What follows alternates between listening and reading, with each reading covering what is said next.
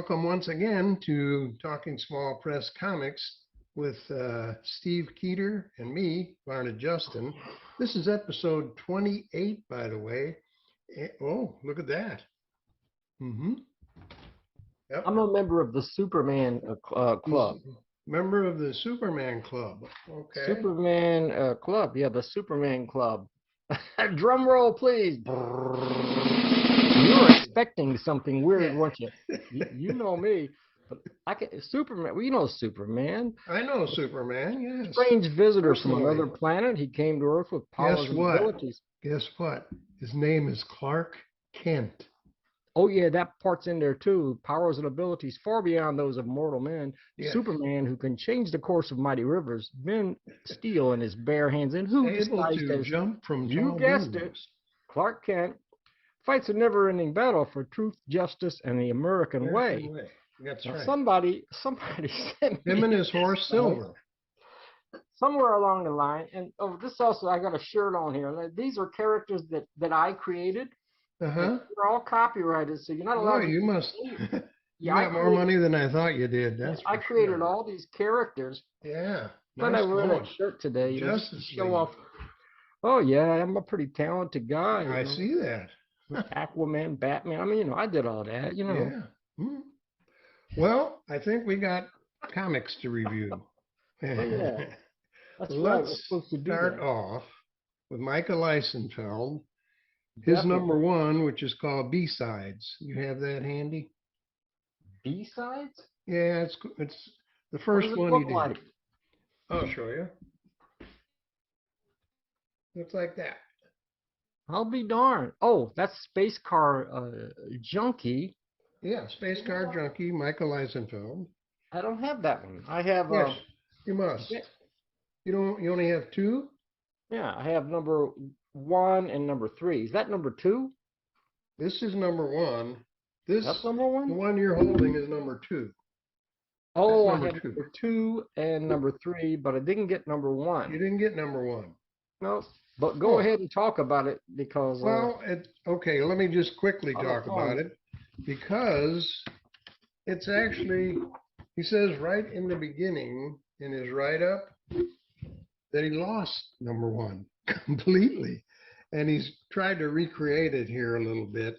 There's a number of different stories in number 1 that he's done, and they're all, when he was in college. These are his college roommates, and this is the crazy stuff that went on in college. And there's a lot of funny stuff in here, but let's look at the other one since you didn't get this one. That's okay, because it's a shame on Micah. Yeah, that was a huge number 2. Okay, we'll look at number 2.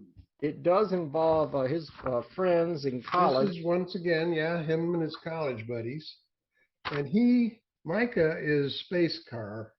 He's Space Car Junkie. Yeah, well, they call him Space. Or Space. Buddies. I think Space Car Junkie's too long, so they just call him Space. Yeah, and he has other friends here. Yeah. The Jesus. The Jesus is one of his friends. And what's his name? Aussie guy. Yeah. Whatever it is. But and this is the Space Car Junkie special nightmare issue. Right. And yeah, because he drifts in and out of adventures, being in class, and is this the one that has to do with the Asian lady in the restaurant, the Asian waitress? I'm trying to remember, but I know it does start off with a horrible dream I had last night. Yeah. What happened was the nightmare issue. Okay. So Space Car Junkie was doing a comic book, a slice of life comic book detailing the events in his life, which is what this is. Telling the story of events that happened in his life, maybe a little bit exaggerated. I get that sort of feel, Could be. But and there was he was in this restaurant, and there's this waitress that he's sort of interested in, and she and he left the comic book. He left the comic that he was working on at the restaurant.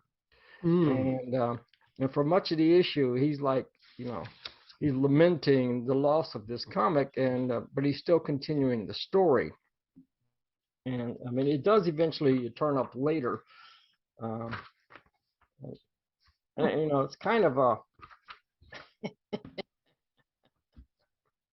What his other buddy, the guy Aussie, he's Aussie Facts, F-A-X. Aussie Facts. Aussie Facts. Yeah. Look at this. There's some funny stuff. I mean, even the characters are laughing at how funny this stuff is. So it's like, so yeah, there's some official bathroom humor right here. Mm-hmm. Yeah, they want to play a joke. They want to play a joke on their roommate, the Jesus. Yeah. Because he's phlegmatic. I had to look that up. Phlegmatic. It means he's very calm. No matter what the situation is, he's very calm. Okay. And, so they have this idea they're going to put mayonnaise on the toilet seat. On the toilet seat. Which is and a great he's so idea, calm, he won't notice. He'll just sit on it, Yeah. and woo, Later they decide to add mustard to the mayonnaise, but they're working on this. But is right. This is a work in progress, and it's got to be just exactly right. And the only problem is, he notices. The Jesus notices. He comes in there, he sees mustard on there, and he's like, "What is this?" So it doesn't work out exactly the way they expected it to. He's like right here. He's right here. See, you can see he's upset, and there he is, the Jesus. There he is. Called him that because he has long hair, and he says so I didn't sit it. Was I supposed to sit in it? What is on the toilet? And they're like walking away. One of the guys says, "I got to go to class."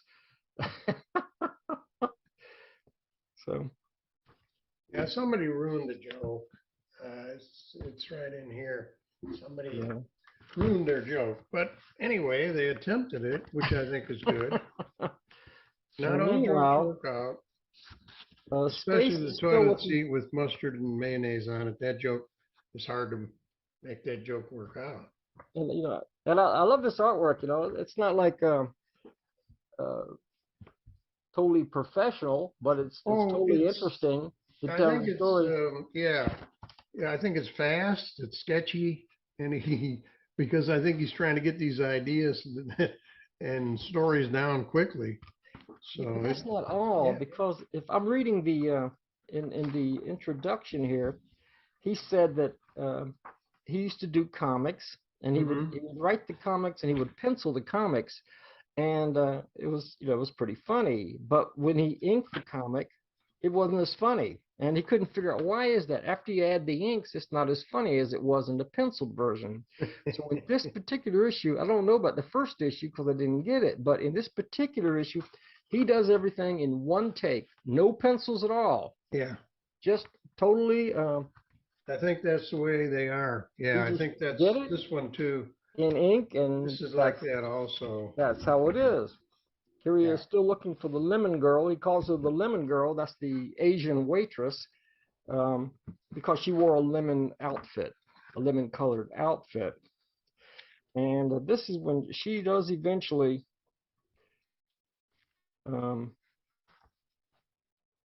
reveal that she has that slice of life comic. And here it is right here. She has it here, the comic that he's been working on. But then she does something because he kind of ticks her off, and so she looks like she threw it in a puddle.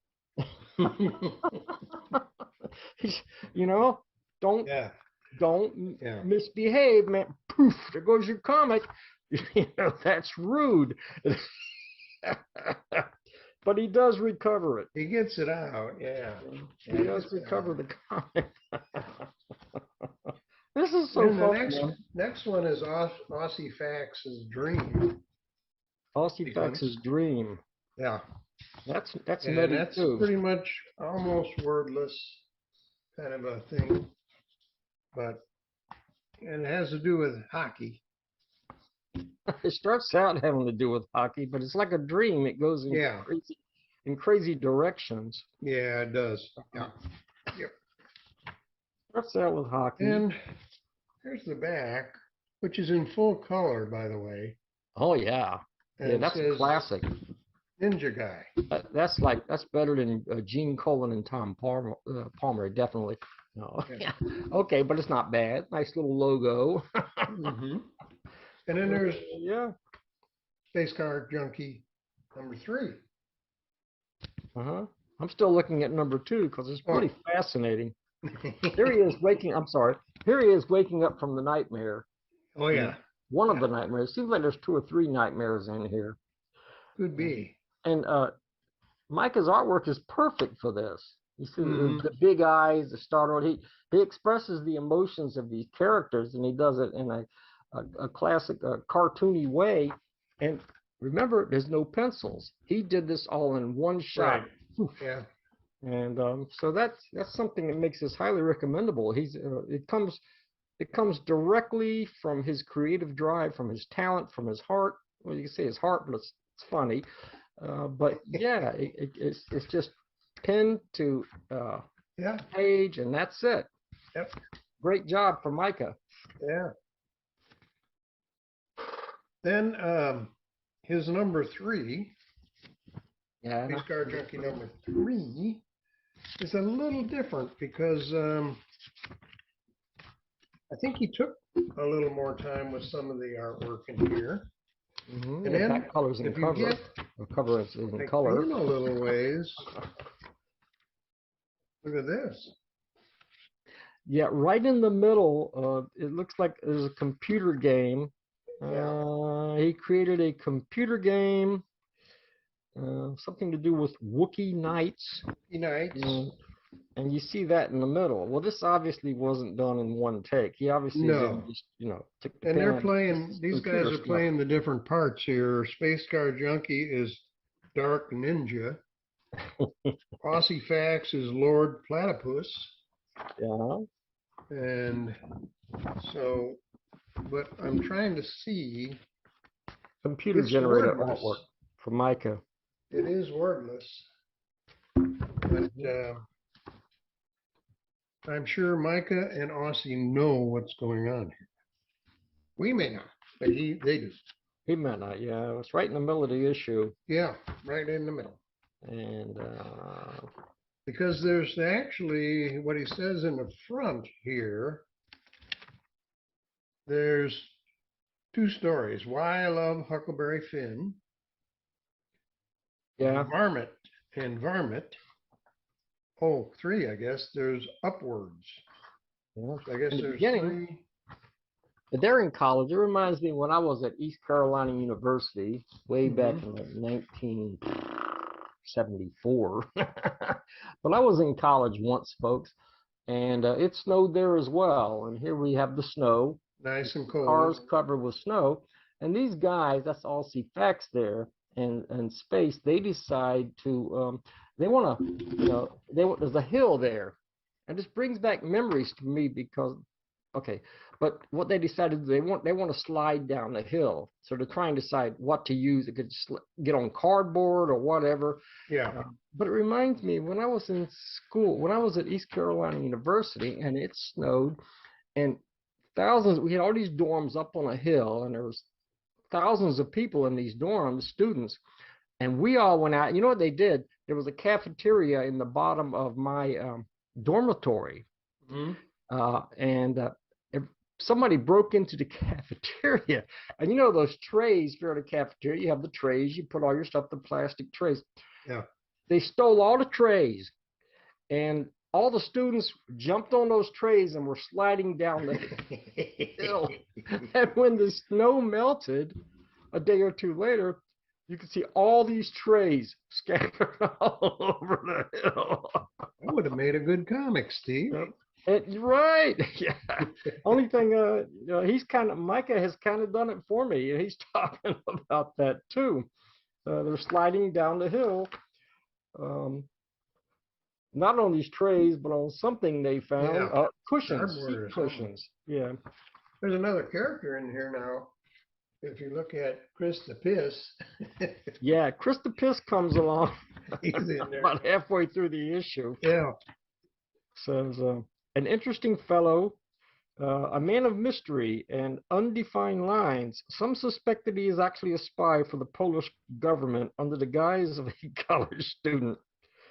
But, actually, he's Actually, just... that's a different story than the first story is actually the one where they're sliding down Why I Love Huckleberry Finn. I didn't find a reference to Huckleberry Finn in there, but I don't know what that means. Anyway, they were doing comics. He was already doing comics, and he talks about it in the college days. And his friends would, like a jam comic, they would contribute. So his friends, so he was getting his friends to help him, like Huckleberry Finn did. Right. Defense. And they would each person would contribute a panel or two, and all. It was a jam comic, right? I think so. But Chris didn't have the patience the other guys did. So he had a tendency, like they talked him into doing a panel here, but he had this crazy tendency to just jump out the window. There he goes. Which he did. I see that. And there he goes, and he's on the second floor, which is probably not a good idea to jump out the window when you're on the second floor. Doesn't show what happened next, but it does. It kind of ends there, and Upwards starts. Another comic. Upwards. This one's interesting with the Jesus. Apparently his name was Von Mises, or maybe not. Maybe that's a joke. I don't know. The Jesus and Space Car Junkie. So there they are. The Jesus, Von Mises and Space Car Junkie, and they are playing chess. Playing chess, possibly. And that's it. There's a whole page. They have a dirty table. One of them. But something happens after that. Well, actually, it's another story called Varmint. Yeah, there's another story. Aussie Fax comes back to his room, and I thought it was a rat at first, but actually it's a possum. There's a possum eating his, Cheetos or something. Yep, his Doritos. There's a possum eating his Doritos. Yeah, and then they get a broom and go after him. Yeah, so he's not too happy about it. And this is crazy stuff. Micah Liesenfeld, he's kind of a genius. I mean, this stuff is really funny. And and you're going to see with some of his other work, his other work is completely different than this. I mean, there's some stuff that it takes you a while to figure out. Oh, yeah. There's some stuff that Micah does it's kind of complex. Yeah, and you have to read it and read it and read it again. I mean, I've read some of these 2 and 3 times already. And here on the back page is all of his characters. Those guys. They're all right there. There they go. Aussie Fax, Chris the Piss, the Jesus, and Space Car Junkie. Which is Micah. Yeah. And here they are whacking the possum. Yeah, with the broom. You can tell that hurt because his eyes are... Because his eyeballs came pumping out. Oof. Wow. This too brings back... It's funny that these things bring back memories. But I had an apartment in Orlando 30 years ago, but I remember that went to the bathroom in the morning, and there was a little hole in the wall, like something, they've been doing some work, but they didn't finish it. And there was a possum in the bathroom, no kidding. And, I came in. You didn't go to the same college as Micah? I don't think so. I don't remember that. Yeah. But his stories, they kind of trigger memories just for me, it's weird. But, there was a possum. He took off into the hall, and I had to go tell the landlord, you got to do something. There's a possum in my bathroom, and this is not cool. No, get a broom. Yeah. And the possum in Micah's comic was drinking the toilet water, the water out of the toilet. Well, dogs will do that. Cats will do that. If any critter that doesn't know. And if you have enough beers, you will do that. I don't think I've ever had that many beers. I hope not. If Oh, so, I can't remember that. okay. Now for something completely different from Micah. Look at Yes, this. You got this one, Steve? I do have that one. That's kind of nice. It's written by a lady friend of As his. a girl wrote it, and Micah illustrated it, and you will Feldspar. see how much different his artwork is. Right. It's And Feldspar it number is, 1.1. I think it's called Veldspar. Feldspar. Hmm. And And there's limited words, but look at the artwork is so much different than what you've seen in his other comics there in Space Car Junkie. it's very poetic. Yeah. Just to read it, just to stop on any page, it will make us all worn out by the time the sun rises, but we will be 10 steps ahead, and night traveling is so much prettier. And this is the illustrations. It's very nice. A really Yeah. good work by Micah. Yeah. I mean, it's far superior to the early stuff that he did, which was great, but this is very well defined and just Nice lovely work. artwork. Look at that. That's Micah at his best, I Very believe. nice. Very nice work. There's another page that was Very similar. simple story. The lady, she's looking in the rearview mirror in her car, and just look at that. Yeah. And look at this too. I mean, just different. Yes, different. Yep. So this is a really cool In fact, even the comic. size is different. Look at that, you know. Mm-hmm. And Yeah, and they're here's showing an illustration on the back. right. Very cool. So they're showing a journey. It sort of ends at an airport. Interestingly, the lady in the story, which would be the author of this story, decides to stop before she gets to the airport. Mm-hmm. Where is it?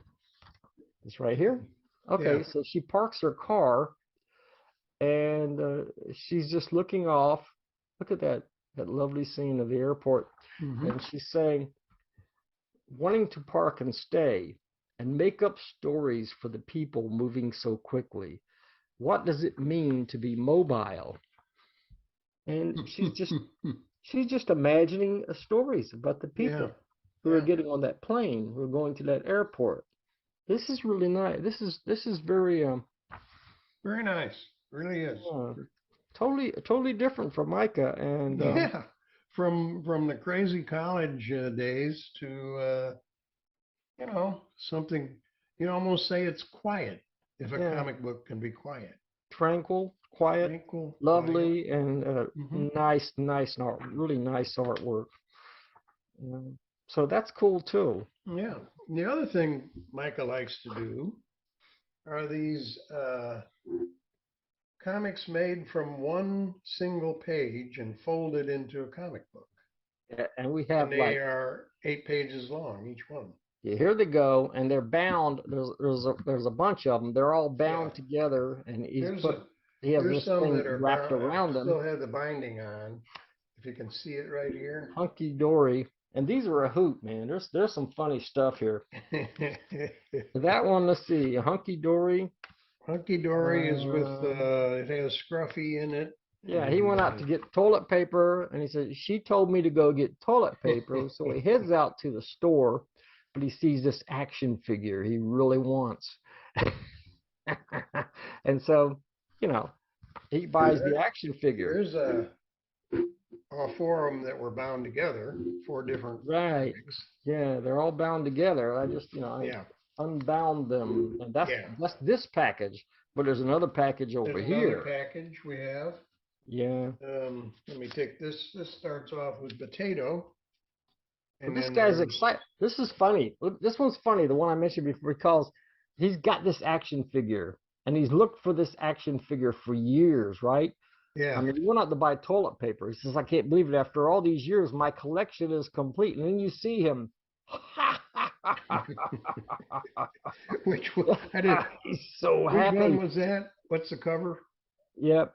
What's the cover of that one? Which one is that? Hunky Dory. Hunky Dory. Okay.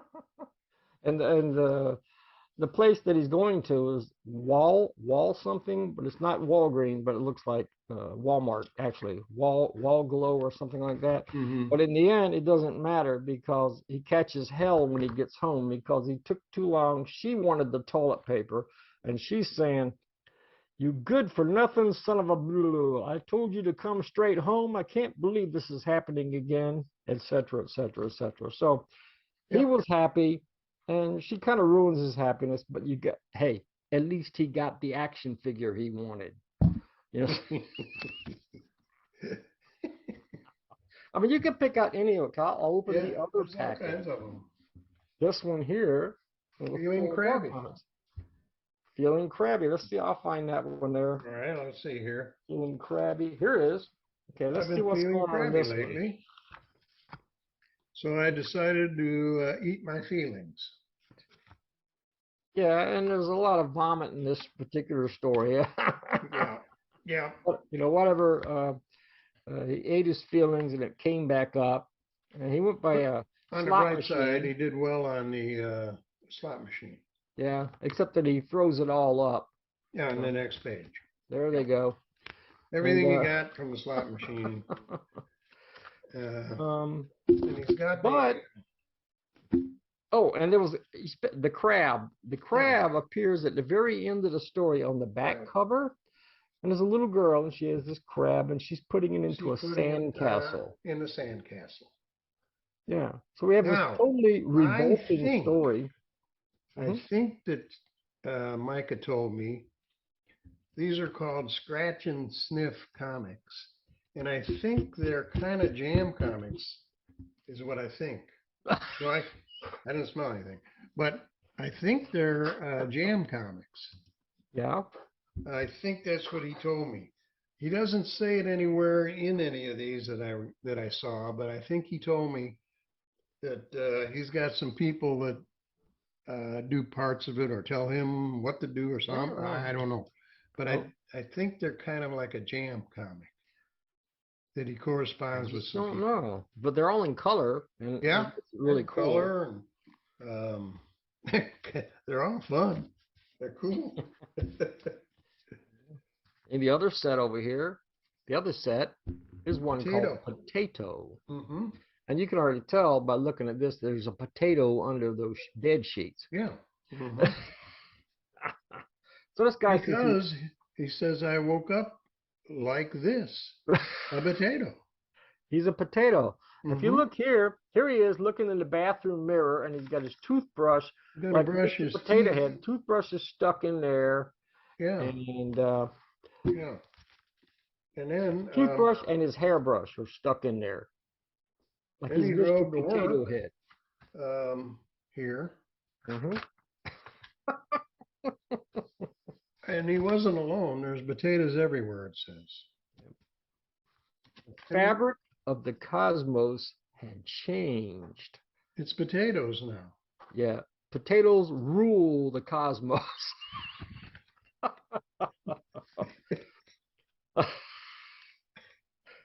Somehow at the end we get to McDonald's fries there. Yeah, but those are real potatoes right there. Yeah, that's the real deal. He gets the girl in the end because of French fries. French fries. Yeah. I just ate McDonald's a couple of weeks ago. I had they got stuff that I didn't know they had. They got some sort of like a quarter pounder, but it's got like bacon and stuff on it. And I hadn't. You know, when the pandemic began, I quit eating it, quit going to McDonald's. Even though there's one right down the street from here, I didn't go for like 2.5, 3 years.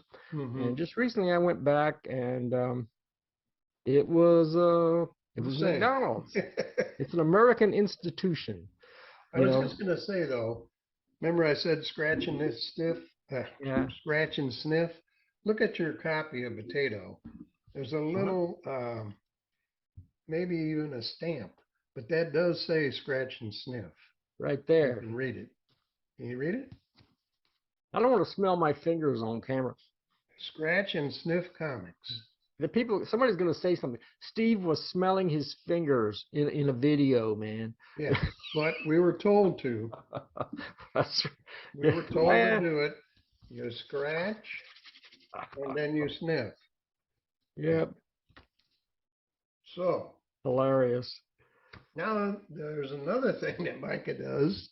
And we can keep going on. We got a lot of stuff from Micah. These are small, but Yeah. these are really small. Did he send you those? Yes. Yeah. Let me see if And there's the cover is on a shiny those are metallic somebody's paper. hang on, somebody's sending me a message. Why is this happening? I thought that let me get rid of Messenger. Oh, okay. And it's somebody cool too. It's Dan Burke. Dan, I'll get back to you later. Yeah. Well, if I can get this picture back up. Let's see. Uh-oh. Here it is. There we go. Now we're back. All right.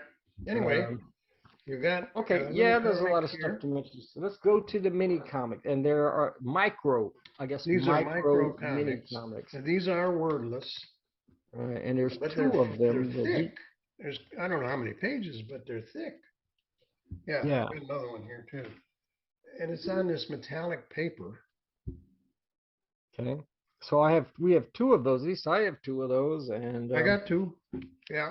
Okay, and it has to do, and if you stop and you read this and you follow it really closely, the story, panel by panel. Okay. We have this guy. He's like an astronaut. He's an astronaut. Yes. And he lands on this planet. There's his spaceship. Is that Snow World? Snow World. Yeah. They mentioned Snow World in there, so he lands on a planet of snow. Yeah. And I like this panel. This panel, this little one here. He's unscrewing the top of his spaceship and coming up out of the spaceship. Just unscrew it. That's how you get out of there, Yeah. I don't know. Yeah. If you follow this thing, and you have to follow it very closely, he comes along. He slides down a few hills. Okay. And he even finds here there's this little disc. I don't know where he got this little disc from, but if I want to mention it because he slides up and down the hills on a little disc, like the college guys going down the hill at the dormitory. Yeah. But he uses that to kind of get around, and it comes up in this other story too. These little discs pop up over there too, so that's why I'm mentioning it. And whoa, let's just go through here. I mean, it's really long. Yeah, it's long. Yeah, it's a long. There's a lot to it. And it's wordless. No words. No words. He's trudging uphill. Trudging uphill. Now, let's see if we can fast forward here. Climbing up a hill. Yeah, at it's the very end. Hill. And at the very end,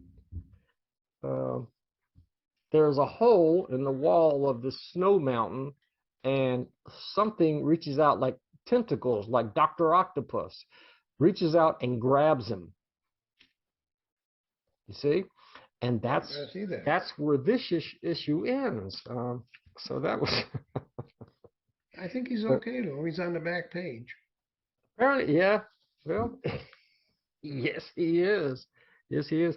And that was part one. It looks like it's a 4-part story is what it looks like. I think so. But then you go to part 2. And this is the creature, the tentacled monster that grabs him and drags him into the mountain. This is actually, he says, Act 2. Act 2. It's Act 2. Yeah. So it's a play. So this is Act 1. Yeah. This is Act 2. Yeah. And the story in this one is called Cavemen. Cavemen. But it seems to be guys who, like himself, there's other astronauts in there. Perhaps these are guys who are also captured by the tentacle creature, and they're trapped inside this mountain. How many times did you have to read this to understand? Yeah, I mean, I read it like 3 or 4 times. I just kept going. I couldn't catch it. I couldn't catch it until you said that. Yeah. Because it's entirely wordless. Yeah. And and it's long. I mean, it's it is a long story. And all of these, I guess, I don't know, just to survive, for some reason they have to sit on top of those things, like he was sliding down the hill, and there's these things, and you see him sitting there. And I want to mention too, you know, we haven't talked about any prices or anything on any of this, but Micah has an Etsy shop. So if you would look up his Etsy shop, you would find this stuff for sale. And it's Etsy shop, Micah Nova. Micah Nova. Micah Nova. And he shines brightly like a supernova. Yeah. Micah, you shine brightly in the universe. Yes, he does. With these great metallic covers. Mm-hmm. And so for some reason, and I have to read it again and again to figure out why, for some reason, these guys end up having to sit on these discs. Now, I'm not really sure why exactly. Yeah. But there's all these guys. Because there's right next to that, there's a big hill. I don't know. Yeah. I mean, it looks here like our hero is trying to escape. It's a cave. It's a cave inside a snow mountain. He's trying to escape here. But the tentacle creature grabs him and pulls him back in. And you see the other guys, the other astronauts, you can see them up here. Mm-hmm. There they go. There they go. So. Well, I don't want to give away the end, mainly because I don't know. It hasn't really ended yet. Yeah, I don't think it's ended. This is only Act 2. But it keeps on going, I'm sure. Yeah. Because, well, no, I'm not going to show you that. Okay. Yeah. So. If I may continue. Yeah, go ahead. Certainly. What happens here? I mean, it's kind of interesting as far as the astronaut in this particular story goes. You see all the astronauts here, right? All these guys who are trapped in this cave, right? And I don't know if it's a dream sequence or what, but the one we've been following, this particular he astronaut, he dreams that he's getting away, and he finds himself on a planet, presumably Earth, and he finds himself, well, there he is with flowers and stuff. I thought this was interesting. There's a love interest here. He meets a lady, and she looks like a lady astronaut. Looks like she has the astronaut helmet and a dress. And he falls in love instantaneously. He falls in love. And there they are, like they're living on a farm with a pitchfork and everything. Mm-hmm. I think it's a dream, and the story goes on, and and all of it, the amazing thing is this thing. I don't have any. It's like 40 pages in it. Oh yeah, yeah. And it's just it's compelling. If you really start to get into it and you really start to read it, it's compelling. Now there's a monster that keeps popping back up here. He pops up and he's like he's just watching over things, but he's not going to allow these astronauts to escape from the planet. So this is what I make of it. Yeah. Okay. I don't know. I'm not sure. When they try to escape, here he is trying to get away, and that tentacle comes and grabs him back. So I don't know where this is going, but these are the coolest mini comics or micro comics or whatever these are called. They're, not much bigger than a postage stamp. Right. But there is a lot of substance in this, and you got to hand it to Micah. Yeah. Thinking that through can't be. Pull that off. You got to, quite a bit of work just thinking that through. Right. portray that. I mean, that takes So anyway, look at all the kind of talent to pull and he's that got off. all these minis, all these, I call them sub mini comics. So Right. all kinds of those on his Etsy shop, I'm sure. So if you get a chance, make sure you look him up on Etsy and see if you Micah see what else he's got. He's probably got a lot of stuff on there. Okay, I guess we'll move on to Rob Haynes. Randy Reynaldo. My old pal, Randy Reynaldo. Randy Reynaldo and Rob Haynes Adventures. We this time on a ship. We reviewed the last issue recently, and here is issue number 23. Mm-hmm. Rob Haynes has been around for a while, not just in his own comic book, but in previous adventures. As I said, Randy was in the UFO years ago. What was it? The late 70s, the early 80s. But Randy, this character is a long-running character. Oh yeah, I can tell that. Yeah. And I don't know what this award is, the Ink Pot Award, but not familiar with it. But that's if you win something any to kind of give out. award in comics, it's kind of a big deal. I think it's something they give out at the San Diego comic convention. Well, that's even a bigger deal. Yeah. So it's an award, a recognition. Okay, here on the back, Inkpot Award recipient, 2018, the San Diego Comic-Con, which is, of course, one of the biggest conventions in the country. And it says, well, it doesn't say anything. It's just that, but he got that reward. I got the award. I do what know I like about this, on the very first page, the back of the front cover, he says, "Are you new to the series?" And he tells you about each character. Perfect. Which is great, because you can just pick up the comic then and start reading it. I'd like to see a lot more people do that when they're doing continuing series. Yeah, and I used that. I kept referencing back when I was reading the story. I kept going back to reference the characters because there's a lot of characters. Yeah, I did too. Yeah. So it's very, very helpful. Fantastic artwork, of course. Yep. Randy Reynaldo is obviously influenced by, I would say, Milton Caniff, who did Steve Canyon, and maybe Alex Toth also. Some of these artists, sort of a similar style. But you know what? Randy doesn't have to answer to anybody. No. His artwork. It's his. It's his, and it's as good as anything out there. I think that Randy has a. I mean, he was always good, but he's come a long ways, and it's just brilliant. The artwork and the story. Yeah. And Rob Haynes is a guy. He's an adventurer.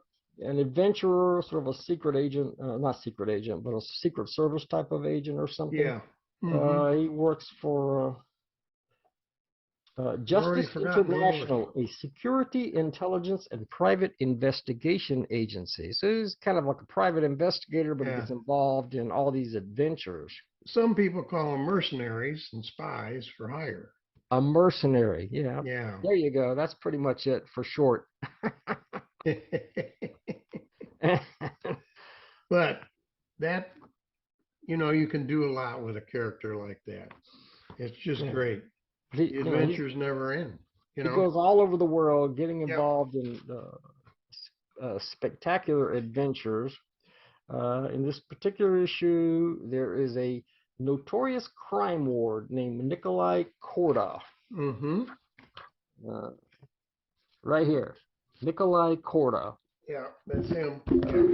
Right in the first page. Right. He has a bodyguard named Clemson, I believe. Clemson. And but Nikolai Korda is planning on doing some high seas piracy. They're going after a ship, the Peregrine, that has oil worth more than 50 million euros. Whatever that is, I don't know what euros are. I know euros is European money, but 50 million sounds like a lot. So I would say it's worth a lot. And it just so happens that Rob is on that ship. Yeah, and they're planning to hijack this ship. Yeah. Okay, take the people on board captive, and and demand a lot of money in ransom. So they get the ship, and also ransom money for the captives. Mm-hmm. So The ship is the Peregrine. That's the name of the ship. the Peregrine, yeah. Yeah. Meanwhile, there's other people on board, and the thing is, they decided to go by there are high risk areas that you can travel, and there are areas that are low risk. So they decide they're going to travel a low risk area where the chance of piracy is highly unlikely. I mean, they're all relaxing. You got Rob. Rob seems to be very popular with the ladies. Oh yeah. And here they are on board and asking him to join them, but he has stuff on his mind. And Rob is not like a superhero or anything like that. oh, nothing like that. He's a real guy. He's in fact right here. You can see. If I can show you this, he got smacked pretty good right there. Yep. He got hurt in the previous adventure. In fact, in this adventure, he's healing from his injuries. Yeah. In the last issue. Yeah. So they grab him during this takeover. And they come in, and there's a lady who's part of the hijacking team. She's one of the spies. This one, and they've got planes, they got boats, they got all kinds of stuff, but they're just they're taking over. Mm-hmm. So lots of action. Ooh. Lots of action. Look at the action here. This criminal mastermind, Corda. There's a couple of people on there. It's a husband and wife, and let's see, Bertie and Lorelei Itwhistle. Is that who that is? Hmm? Well, what he does, this criminal mastermind, this Corda, he threatens the life of a certain member of the crew and his wife, and gives him a gun and tells him, that he has to kill Rob Haynes. Yeah, yeah. Not what you want to hear when you're out on a pleasure cruise, No, not really. You have to kill this guy, whether you like it or not. So it reminds me, there was a movie. What was the movie with Tom Hanks a few years ago? What was that? It's the one where the captain got kidnapped, and then the Marine sharpshooters kill the kidnappers on their submarine. Movie. Yeah. What was the name of that? That really happened. They dealt with high-speed piracy in that one. Yeah, yeah. They Can't were think pirates. of the name right now, but this kind of reminds me of that. Mm-hmm. But Captain Phillips. Rob manages to get off the ship. Yeah. This guy's going to kill him, but he didn't. Rob dives off the ship. Comes up on this raft, and he sneaks back on the ship, and he has a plan to combat these guys. In fact, what happens? Well, I'm not going to tell you too much about what happens. Can't tell you what happens. These innocent people on board, and this guy, this Corda guy, I have to keep. See, this is why it's handy to have this at the beginning. You can keep going back. Yeah, you can go back.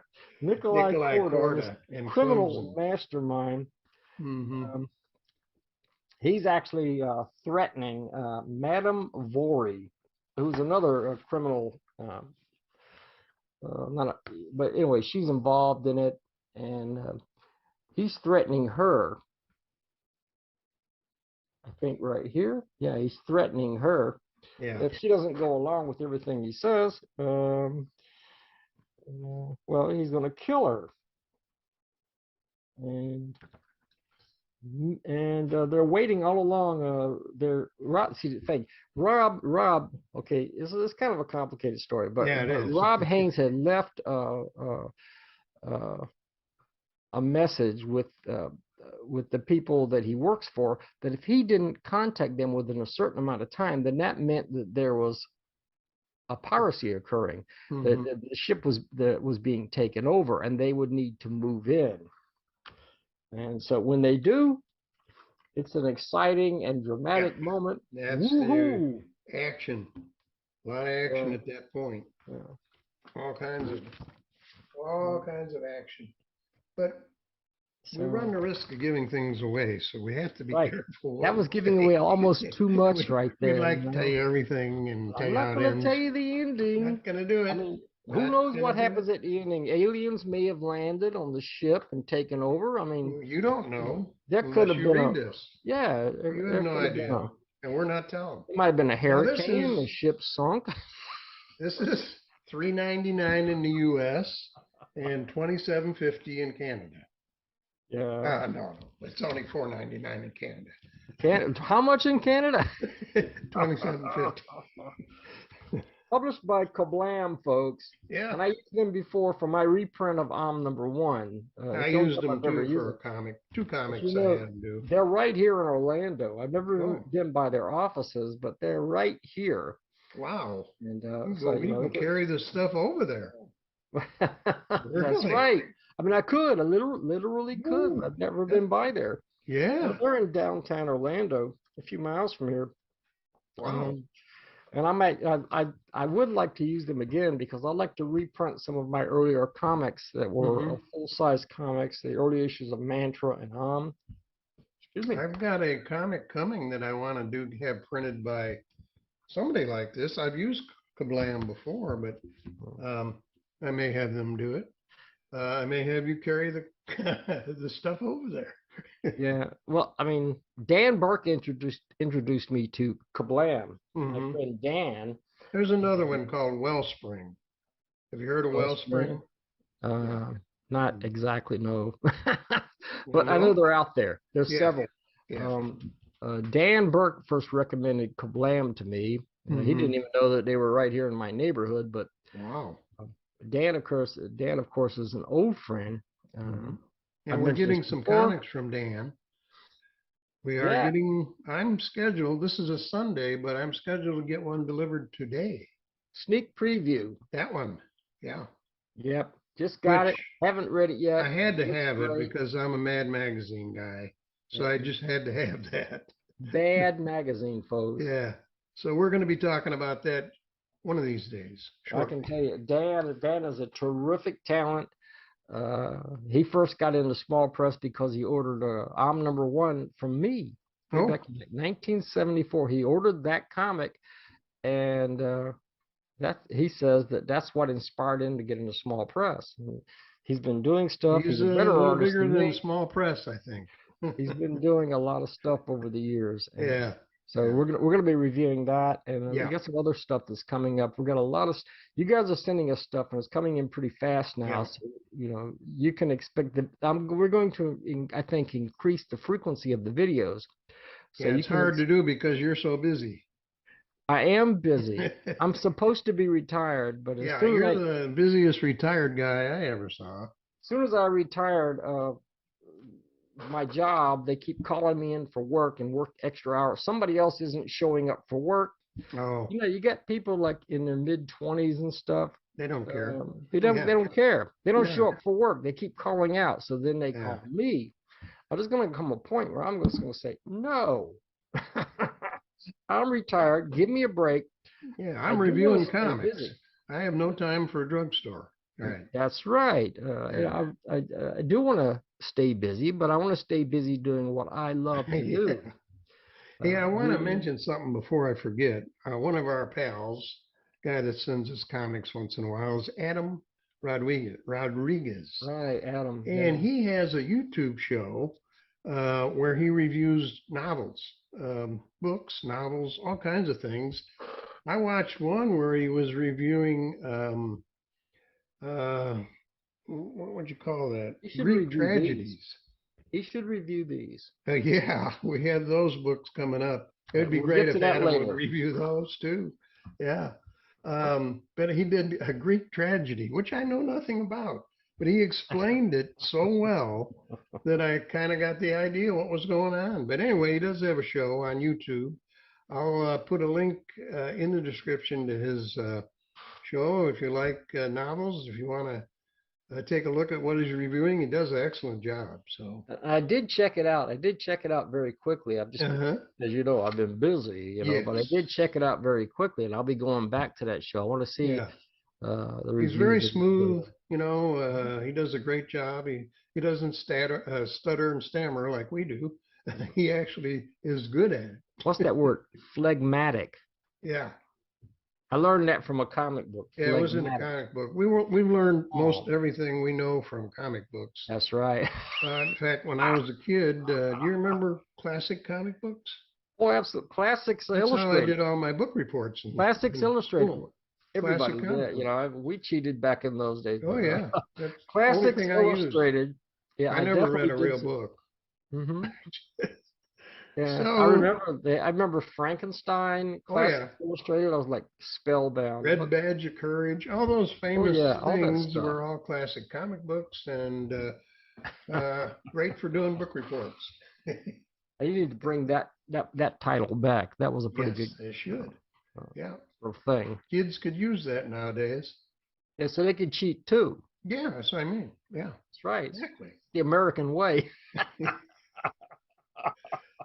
I guess we're going to wrap this up. We finished what we had this time. Make sure you subscribe and click the bell notice so you know when we're on next. We are talking about doing it more frequently, but things come up and Steve can't do it. So I do the best I can. I'm here all the time.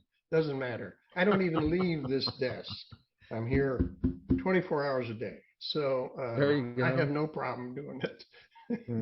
I mean, I'm working on the UFO newsletter too. That's the other thing. But it's deadline time. Yeah. And I'll be working on that for at least 2 weeks. Yeah. But I can squeeze in an hour. I can squeeze in an hour, and then maybe next weekend we'll do another one. Yeah, we're hoping to. I don't want to say exactly what we're doing, but keep an eye out because I think you're going to be interested in what's coming up. So, all righty then. I think we'll say goodbye. Most people have probably turned this off already, so it really doesn't matter. We will see you next time. Don't know what you're missing. Bye. Adios.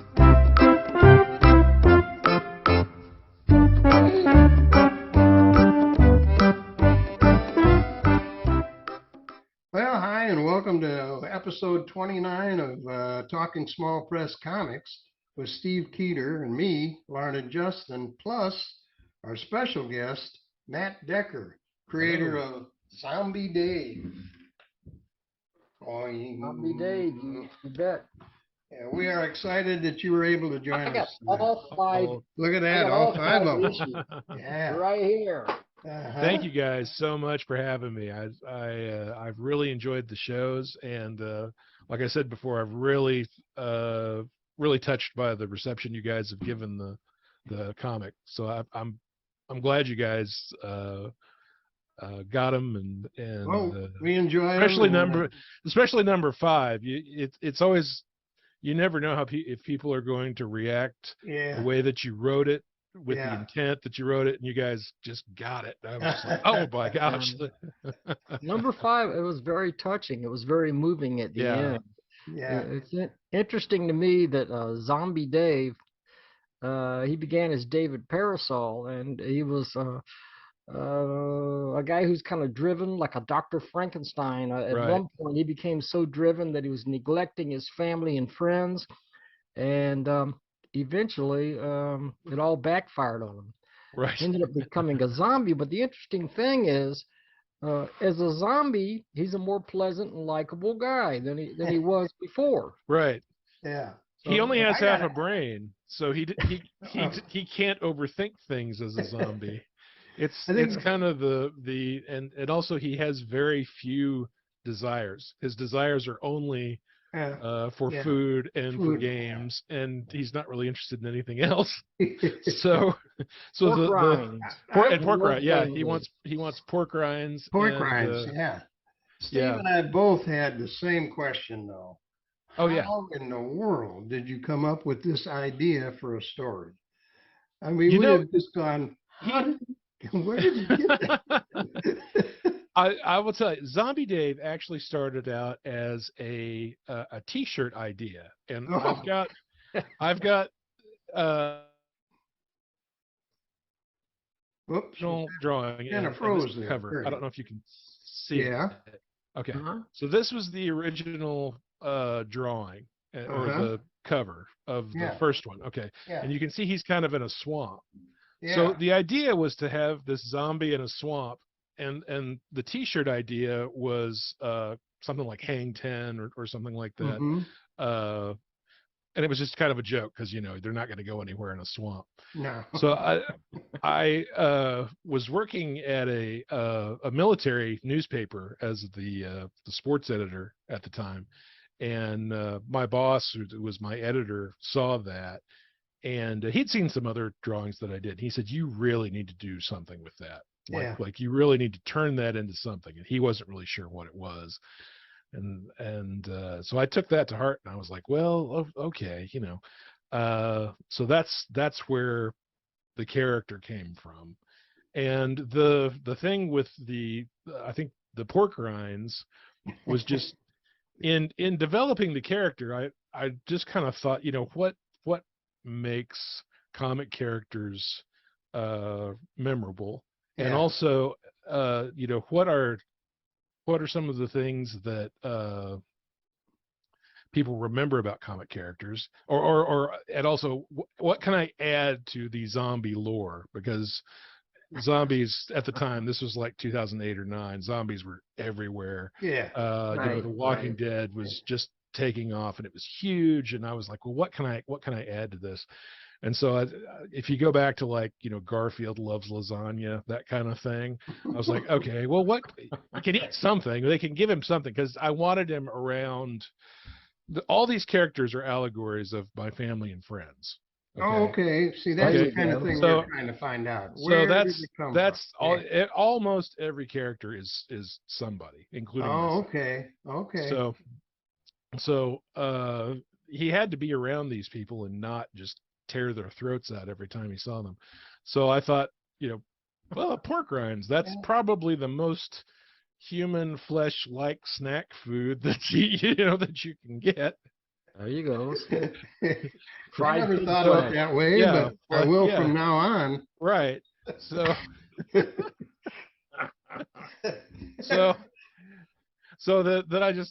I was like, okay, so that's my rule, Yeah. sort of like vampires have lots of rules. Yeah, and that'll zombies have control them.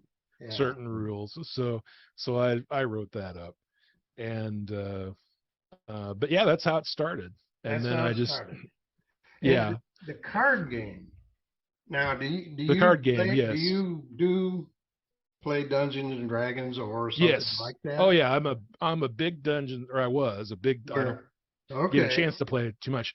Dungeons and Dragons, and then my little friend group, we used to play this game called Magic the Gathering, which was I've heard of that. which is a Mhm. card game. Yeah.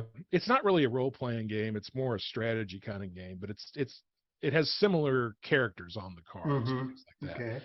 So I came up with now I will say Murdy is a perfectly acceptable pronunciation. Oh, But we it- got it right. Murdy. But Get well, it but right. it was written with the intent that it spelled out as merde, which is the French word for poop. Good thing I didn't. I'm glad I didn't know that. Didn't know that. I'm really But glad I Murdy- didn't know that. But Murdy is fine. It was just kind of a play Yeah. Oh my on- gosh. on that. Yeah. But yeah, all the characters, like I said, are based on my family and friends. William is my middle name, so Oh, okay. Will Bishop is based on me. Mhm.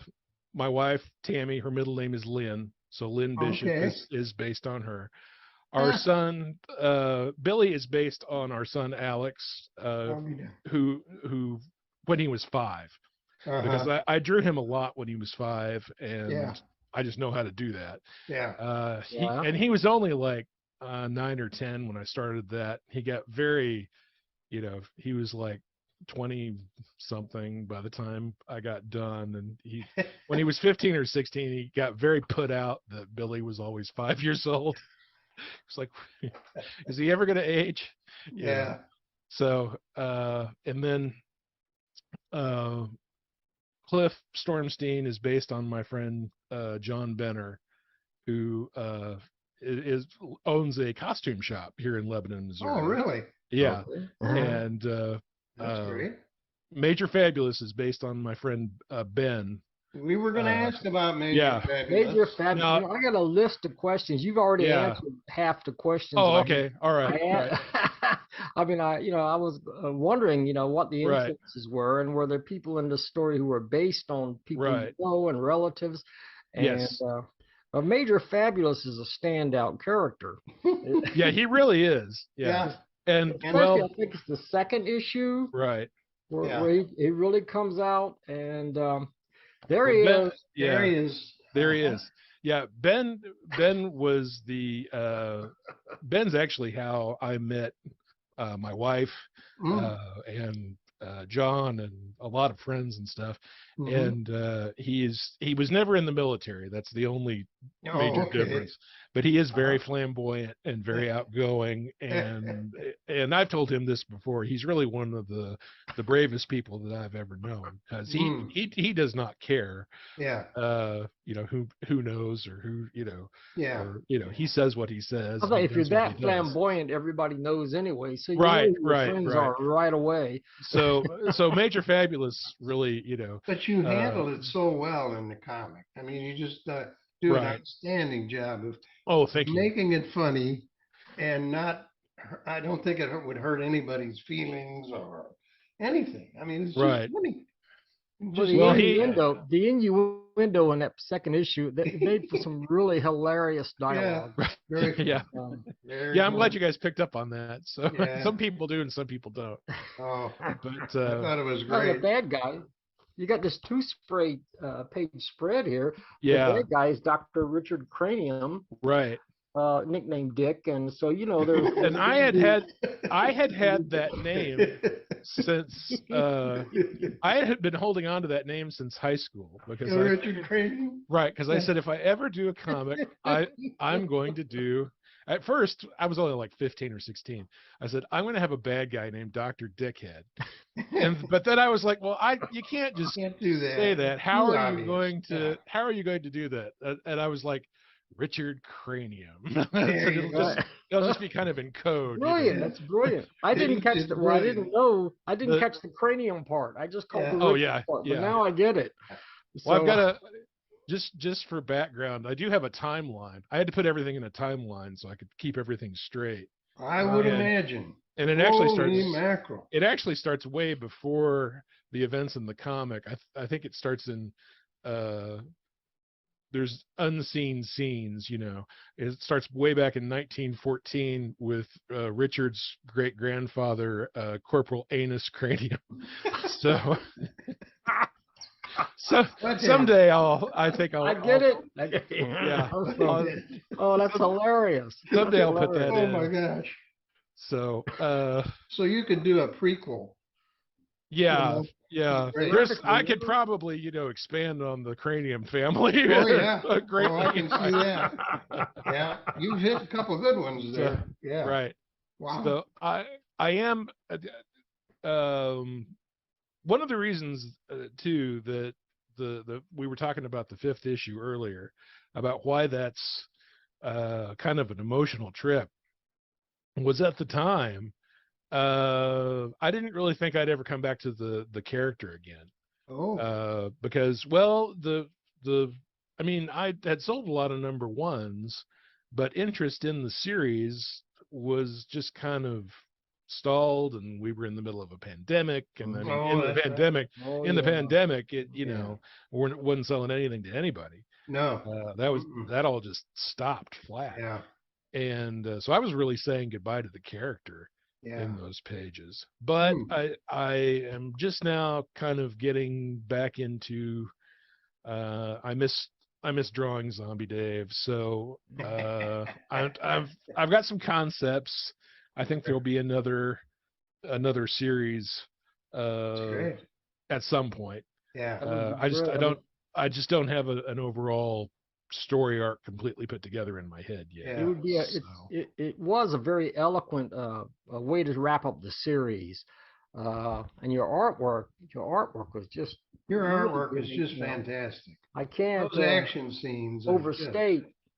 That's sort of a two-page spread. That's why I'm holding this Right. up. Yeah. But Yeah, and some of a lot of great stuff here. those are some of those are my inventions. Some of them are monkey based versions of like Dungeons and Dragons characters or monsters, I should say. Yeah, I mean, they're not. I wanted to make them distinct enough that it doesn't violate any copyright or anything. Right. But yeah, they're kind of monkey versions of like. You do pencils first, I assume. You do pencils first, right? Well, it changed over the course of the series. Actually, Steve, I was talking to Larned earlier about how much I really enjoyed your last solo video on the stuff that you started out with, just in a thank you. Yeah. with okay, so Zombie Dave, the That first was a one, long time ago. Yeah, he also started out just with a wire-bound notebook. Oh my gosh! That's how it started. And this was my first comic script. I don't know if you can see that. Yeah, we can see it. I can see that. So it was just all the notes and everything. Yeah, they're heavily redacted. That's I didn't know that was still going to be really in 2022, but everybody's doing it. Everybody's doing it. So yeah, I was redacting long before it was sexy, Everybody has to start somewhere, If you go back to those early drawings, right? So, and I mean, I don't have them in the book anymore because I tore them out and scanned them in, and they're in a folder somewhere. But all the drawings in the first one were on notebook paper, and then scanned in and assembled in an old version of Photoshop. Oh. And because I didn't know what I was doing, I mean, I knew publishing wise what I needed because I had gone on this site and seen what their what they needed, file wise, what the file had to look like. But as far as putting it together, I didn't know what I was doing. And the second one, I did pencils. I did like blue pencils and ink and just the traditional way that you do that. Yeah. And Tammy, my wife, did do the colors for me. She did the flats. I thought it said that. I saw that. That's the only one that anybody else. The second issue. Yeah. Yeah, that's the only issue that anybody else has done any work on the book. You did all the rest, the color and everything. Yeah, she did the color on that book. That one. And she did a good job, but she did. But she is a fiber artist. Oh. And she got kind of sick of working with me, quite honestly. She had her own stuff she wanted to do. so so I was the boss, but I got fired. Yeah. So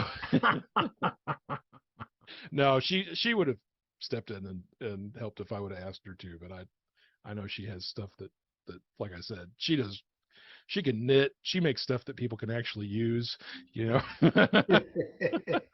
you go. So, an artist is an artist. An artist is an artist, right?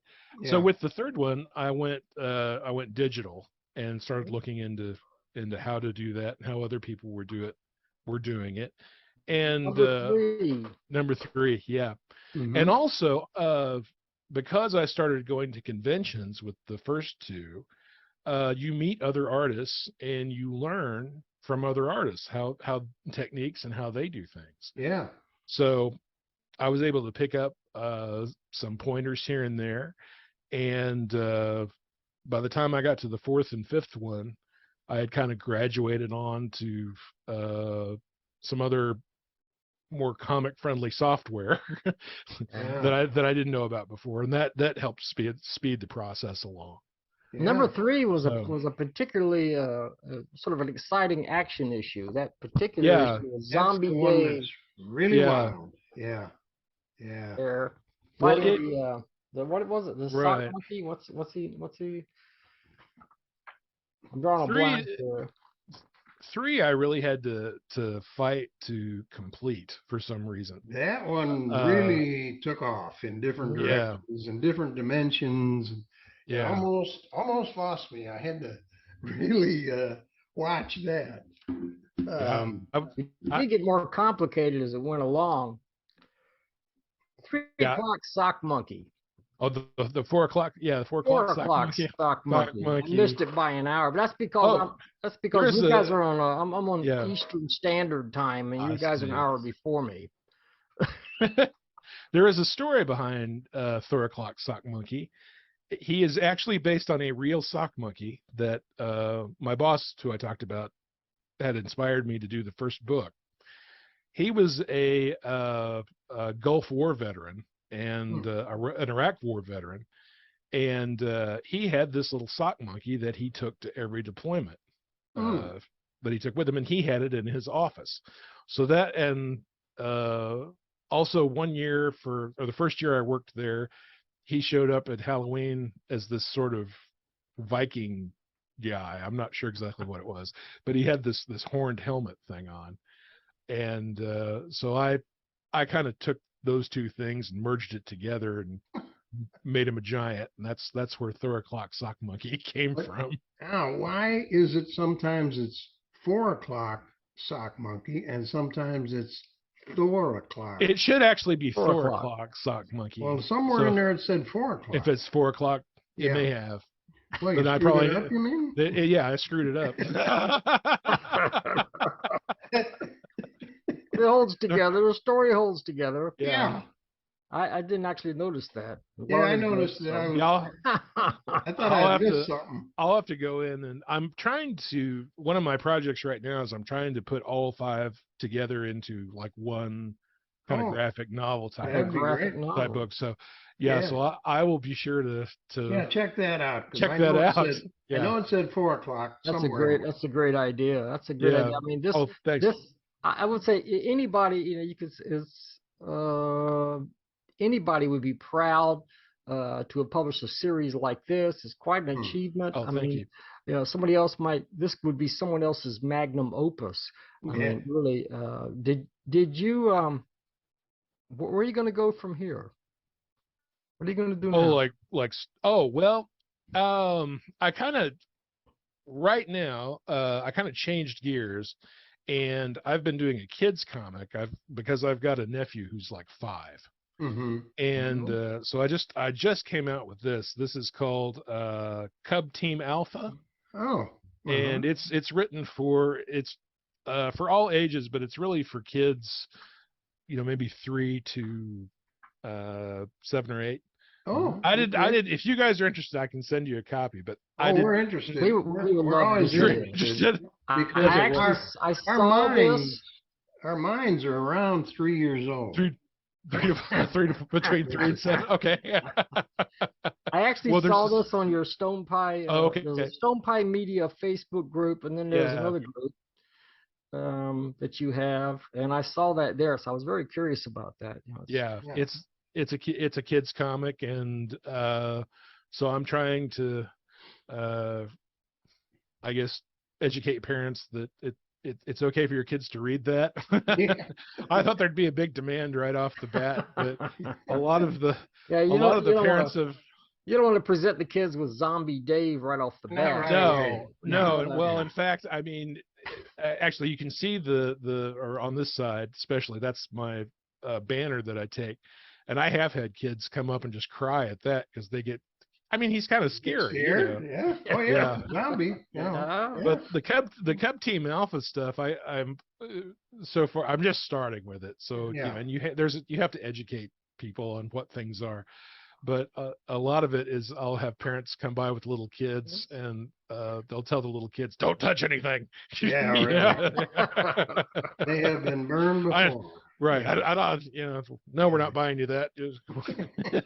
But the thing about Zombie Dave, I mean, if you look at the cover of the first issue, yeah, he looks really scary, Yeah. I Yeah. mean, fairly ghastly there, and but by the time you read through the series and you get to the end of the series, you're feeling for this character, and apparently he does have emotions, and apparently he is a real person, but he's not the person he was before. Right. Right. The transformation. Right. Yeah. And it's very hard to explain Zombie Dave because people want you to explain what is it in like a couple of sentences, and it's like you can't. You gotta read. No, you can't. Yeah. We tried our best, but it's hard. Yeah. He's a zombie with a heart, but only as long as he's fed. Right. He's kind of like a cat, I guess. I guess maybe I should have led with that. He's kind of like a cat if your cat could kill you. Yeah. But he also loves you if you're his family. As long as you have pork rinds, as long as you have pork rinds, you're safe. Yeah. Right. And then we had the other guy with poultry. Right. What was his name? The guy with the poultry. Cliff Stormstein. Yeah. I have milked that joke through for all it's worth. I don't know where it came from. It's one of the few good jokes. All I need is the soul of a bisexual game show host and a bucket of poultry or something. I can't remember how much poultry it was, but so every spell from then on had a game show host and some form of chicken. Unbelievable. Bob Barker was mentioned in there somewhere, but there were a lot of people mentioned. Some of your lines are just hilarious. I mean, I can't find them all right now, but some of that stuff. Thank you. Stuff you wrote is very funny. I'm very fortunate. Just things sometimes just occur to me. They just pop in my head. Yeah. Yeah. And so and I don't know where that comes from. Prayer or muses or whatever is actually out in the ethereal creative universe. I was going to ask you though, what program are you currently using to do it? To do to draw? Or that you're scanning into. I actually use about 3 different things. Okay. The main one is this Japanese program called Paint Tool Sai. Oh. And that's what I draw with. And I'll do my blue pencils and my inks and colors and all that with. Uh-huh. And then I will take those pages and import them into what's this other one called? Manga Studio EX4. Okay. Which has that's actually an older version of that software, but it's what I like. It's great for lettering, and all my lettering is computer done by computer, because I did lettering in college for 4 years and I refuse to do lettering anymore. I have great respect for people who can hand letter and don't just go nuts, because it just drove me insane. Yeah. I'm the worst letterer on the planet. I mean, there's nobody worse than me. It's absolutely true. Yeah. So I envy what you have. What you have here. I should adopt that too. But I use computer lettering sometimes, but I always cut it out and paste it up. That's then invariably you can see the paste lines. Yeah. There'd be little lines around what I did. You have to white that out or something. It was just a pain. That's whiteout. I used to buy that stuff by the years ago. I used to use Coral Draw. Long time ago. Yeah, I used and what I liked about it is when you did a fill into a line drawing, whatever section, that fill would fill right up to the line. There's a lot of software now that you hit the fill, it doesn't go all the way to the line, and you've got to go in with a, enlarge it and do the edges. Yeah. But at that time, Coral Draw it was perfect. Yeah, that would be nice because Yeah. I haven't. Most programs are not that good Yeah. anymore. You know, they Yeah.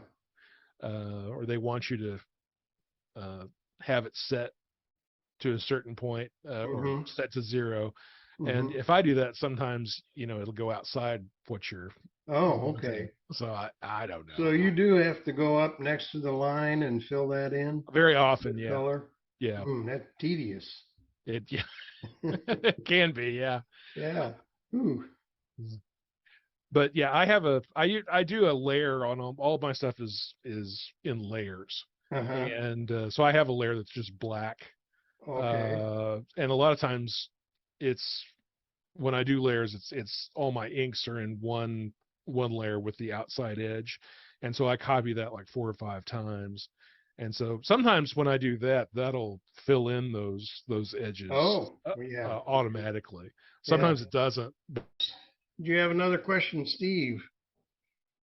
No, you guys are getting into the technical stuff about Yeah. drawing and computers and stuff. It's kind Yeah. of like past my generation. I still do things. I still do things very much the old-fashioned way, and yeah, and I'm not doing that much art anymore. These days, I'm mostly a writer and an editor and a publisher. I still Mm-hmm. draw occasionally, you know. In fact, I got some old drawings actually that I dug up from the 1970s and 1980s and sent them to Tommy Hearn, and he's going to ink these really old drawings. Really? Oh, And wow. yeah, they're going to be in a upcoming issue of. I have 2 titles, and Mantra, that I'm working on, Mm-hmm. that have just strictly comics, and so those are going to be in there. But we're not talking about me tonight. No, We have a we're guest. not, but invariably we wind So up doing that. Yeah. yeah, it happens, you know. But we're talking to Matt, and Yeah. you had a question for Matt. So you guys were in the middle of something, and Well, we let's were read talking, through. Oh, we well, were talking about different kinds of software and what he Yeah. uses, and I I will think. say because I'd said earlier I watched your beginnings video, Steve, uh, Oh yeah. and I am a really big fan of early to mid 70s line art. Hmm. I always have been. I was a little kid when that was kind of at its height, Mm-hmm. and you used to see it everywhere.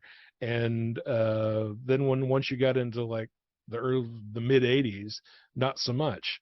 But I've Right. always been a huge fan of it. I think it's been a big influence on me. I have had people that have come by uh, that have bought Zombie Dave comics, especially the first couple, and they've told me that style of it reminds them of that era. I So saw a little bit of Mad Cool. Magazine influence. yeah. Are you Oh a yeah, Mad yeah. Magazine I guy? I Oh saw that yeah, too. yeah. Yeah. The Yeah. gains stuff. Yeah. Yeah. That's Uh, me. I Mad loved Magazine was those it for guys. me. Yeah. Yeah. Yeah. I used to I love can the see a parodies. little bit of that in there. Yeah. I do have a couple of we had talked about, what might be next for Zombie Dave. And Yeah. like I said, I have some concepts. I don't know exactly where the whole story arc is, but I do know one thing. I want to do sort of a have him in some sort of world that's kind of the old Conan like barbarian like Oh. Oh, that would be Oh type of my interesting. thing. gosh. Yeah. So I've got just a couple of sketches. I don't know if you can see that. I'll try and Yeah. I hold it see Trying there. to that. see. Yeah, He's got a Yeah, shows you coat the on. sword and a it's shield little. and a barbarian Yeah, outfit. Yeah. yeah, I see him now. I couldn't see him yeah. inside the hood. Yeah. Right. That's a good Okay, idea. I got that. And then one of the conventions I did this too, which is him kind of, I call it Dungeons Dungeons and and Dungeons Dave. and Dave. Dave. Uh-huh. But it probably won't be that. I'll get sued if Well, I give it that. the thing is, you've created a great character. You've created a great character, and I just it's up to you, but I can't see it ending with Zombie Dave #5. The character's too good, and he Yeah. really deserves to go on to something. My thing, it's like when actors say they want a good script. Mm-hmm. It's like I want a good. I have to come up with a good story arc for the next You step. Whether you have to outdo Zombie Dave. That's going to be a good trick. I don't even place the bar that high. I don't know if I can come up with a better story than the first 5, but I want it to be good. You know, I want it to be entertaining. Well, I like the idea of changing eras, like you say, Conan the Barbarian type era. Right. That would be pretty. You could do a lot with that. Sword and Sorcery, Zombie Dave. Yeah. So you could before you came up with Zombie Dave, what were you doing before that? Yeah. Well, actually, I started off what I really wanted to do all through school. I was doing single panel and multiple panel like newspaper cartoons. That's really what I, when I was a kid, I wanted to be like Charles Schultz or really like Berkeley Breathed, who did Bloom County. That was what that was like my dream thing.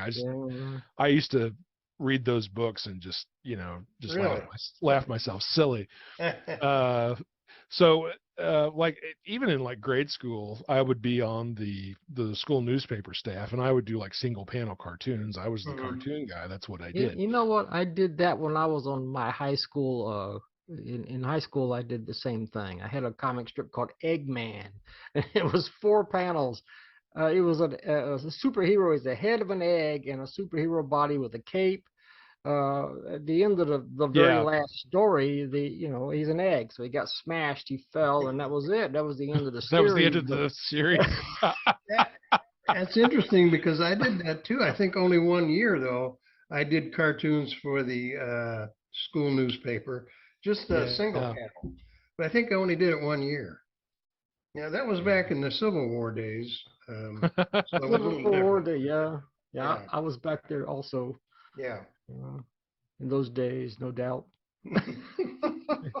So anyway, I did that all through. I did some of that in junior high. I did it all through high school, and then I also would do the occasional political cartoon I would take to our local paper. Oh, okay. And then my senior year, I ended up working for the local paper in the advertising section as kind of a staff artist, which was the best job I ever could have asked for, because I was drawing all day. I was making minimum wage, but I didn't care. Yeah, but still. So I was drawing all day doing that. Then I went to college, and I had a really good high school art teacher. Hello, froze up there. Who's now retired. His name's Up. We all there? Yeah. He actually got me to interview with the university paper, and so I was the cartoonist all 4 years, 4.5, that I was in school, and I did a weekly political cartoon and a weekly strip cartoon. What school did you? What? It's Missouri State now. It was Southwest Missouri State. Oh, that's back where then. my daughter. Yeah. Daughter went, and my son went there. Yep. SMS, or as we used to call it. SMS. My daughter was a SMS. varsity cheerleader there. Yeah. All right. Yeah. All right.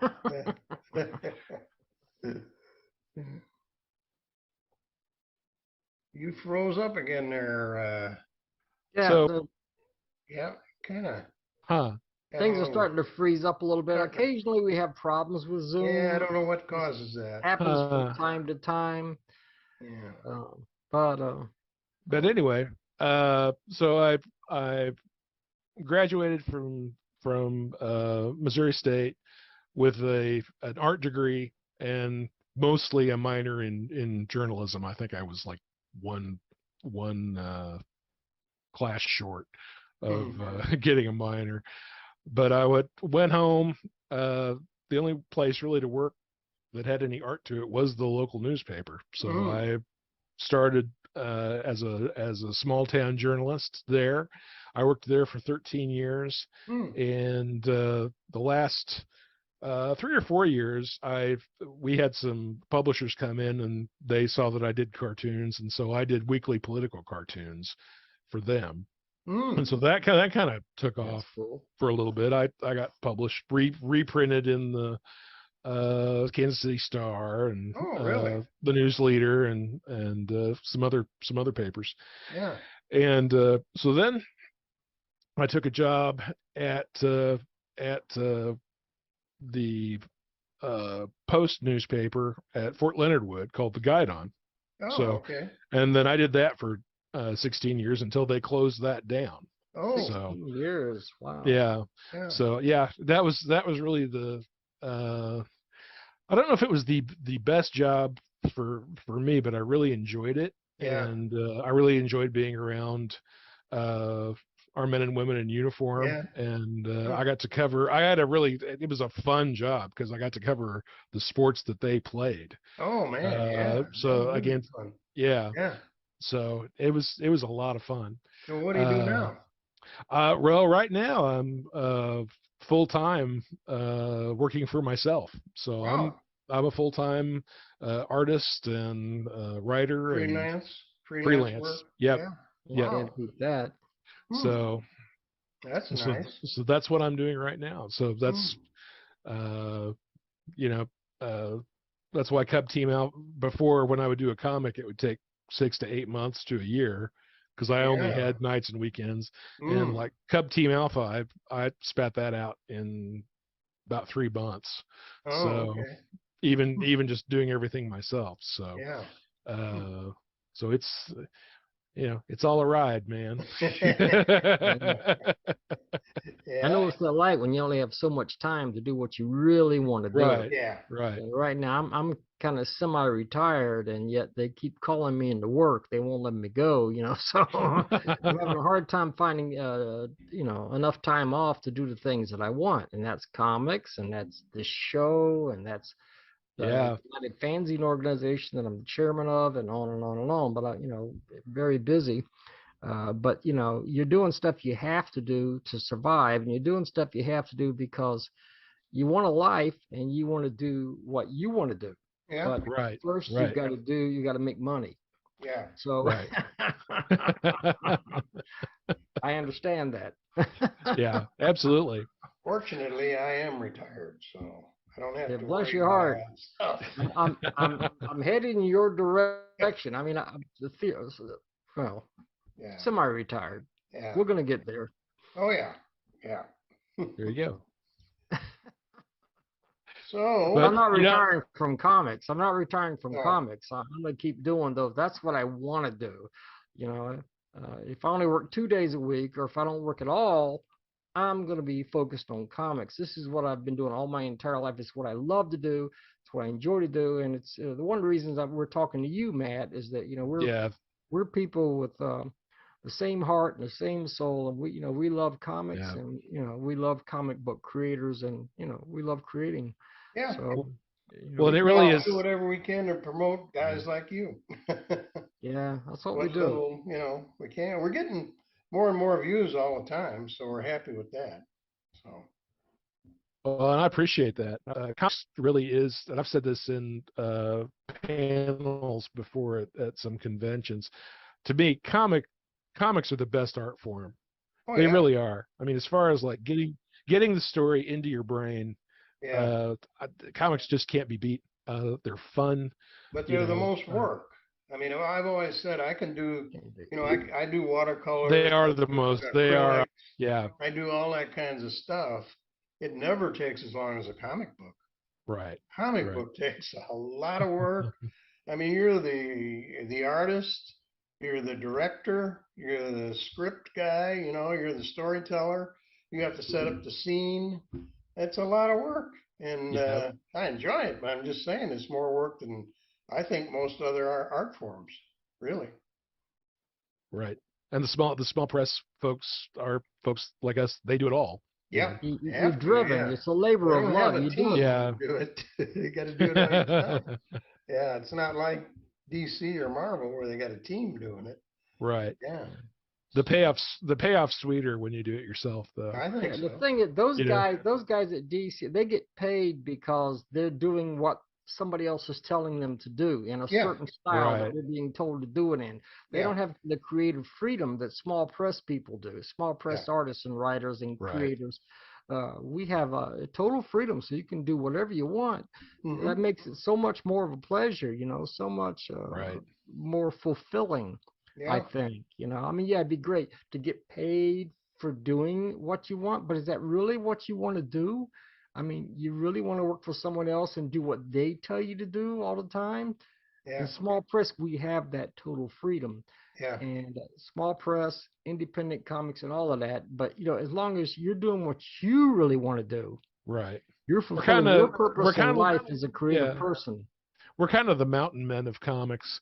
I know. We really are. We're out there by ourselves. We're Yeah, doing our in the own middle of thing. nowhere. We're creating We're creating intellectual property that nobody even knows is there. We're I out was there gonna trapping ideas. I did want to ask you real quick, what conventions did you go to? Do you go to? Which conventions? I mostly stick around the Springfield area, Oh, but they have Vision Con in okay. Springfield every year. I do that. Oh. Another one called RubelCon, Mm-hmm. which is where that's the only other place that I've really met some small press folks Oh. that would do RubelCon. That's every July. I've And done where's that one Library at? Con. Uh, That one, yeah.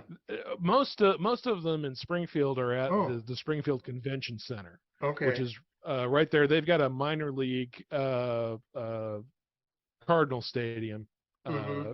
down there, the Springfield Cardinals, and it's just right down from that stadium. Okay. It's where the convention center is. Yeah. And then Rubicon changes location just depending on where they can get But that. it's always in Springfield? It's always in Springfield, Mm-hmm. yeah. Okay. And then I've done Library Con there.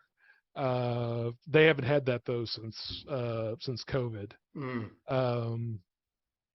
I've done Lebanon has actually had a couple of smaller cons, and they're getting ready to have one, the Route 66 Comic and Toy Convention in November, so I'll be there.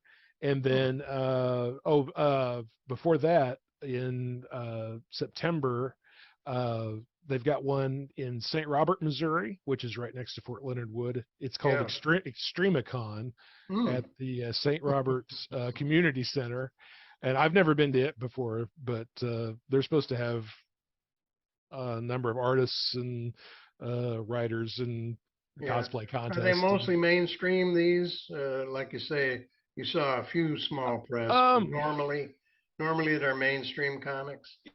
You do get some people that work in mainstream comics, and then you get people that are they're independent, but they've worked for these companies before. Yeah. So like I've got a couple of friends, they write for some of the bigger comic companies, but then they also have their own projects. Okay. So, and a lot of times they'll what they do is they'll come up with ideas, and they'll pitch ideas to these bigger companies, and they'll either get taken or they'll get shot down. Yeah. But then they try to when they're not employed, then they have their own titles and stuff that they sell. So they do what Steve, they want to do. They do what they want to do. I was telling Matt about Space Con in Columbus. Yeah, that sounds really neat. The whole show, 2-day show. So okay. So we're talking about going there. We're talking about it's in Columbus, Ohio. Yeah. And when is it? Next March or next May? Next May. May 13th. And looks like we're talking about this, and I think we're gonna pull this off. We're gonna have a presence there. Larned and I are both gonna be there. They're gonna broadcast. We're gonna broadcast a show from there. Well, it'll be recorded there. Yeah, it won't be live. It won't be live, but we're going to record it there, and then we broadcast 2 or 3 days later. But anyway, I think that'd be a lot of fun because so many small press. I mean, this is a show that attracts specifically small press comics people. Yeah, Some of the legends of small press, Yeah. would be there every year. Yeah. People like Matt Fizel, Jim Main's talking about going. Yeah. Larnedjustin. Oh, one of the famous ones, yeah. Yeah, and we'll see how that goes, but I think it will be great. And Bob Corby's known for putting on a great convention. He's been there for how many years? 20, 30 years now, a long time. And I've never been there because I'm way down in Orlando, Florida. It's a long haul, but I've determined that I'm going to make it this coming year. It's fun to meet the people that draw these books. I mean, you may correspond with them, or see them online, but to actually meet them is fun. It really is. Really enjoy it. And you learn a lot too. We were talking about that earlier. Do. Yeah. About how you really, like you and I were kind of talking shop about different programs and things like that. And what they use and how they do it. Yeah. Those things all they talk about, Yeah. So. Those are fantastic places to pick up tips and even on ideas. The Friday night before the show, they always used to go to this comic shop called the Laughing Ogre. And sometimes they used to have pizza and all that there for the guys or the people. And I don't know if they do that anymore, but a lot of the cartoonists will go there and hang out on Friday night before the show. So you get to talk to a lot of people there too. Well, I talked to this past year. I talked to Gary Barker from the Rigging School of Art and Design, and he does Garfield. He's the ghost artist on the Garfield Sunday newspaper comic strip. Oh yeah, okay. And George Lane, a couple of my friends, they live down here, and we were talking about heading up there, but we couldn't pull it off this year. But next year, I think is going to be different. Yeah. I totally plan to be there. Yep. So, well, Matt, I think we're going to wrap this up. Guys, thank you so much for having me as a guest. I really appreciate it. Really enjoyed it. Thanks for coming on with us. I really appreciate it. Thank you. All right, we'll see you then. See you later. We'll see you folks next time.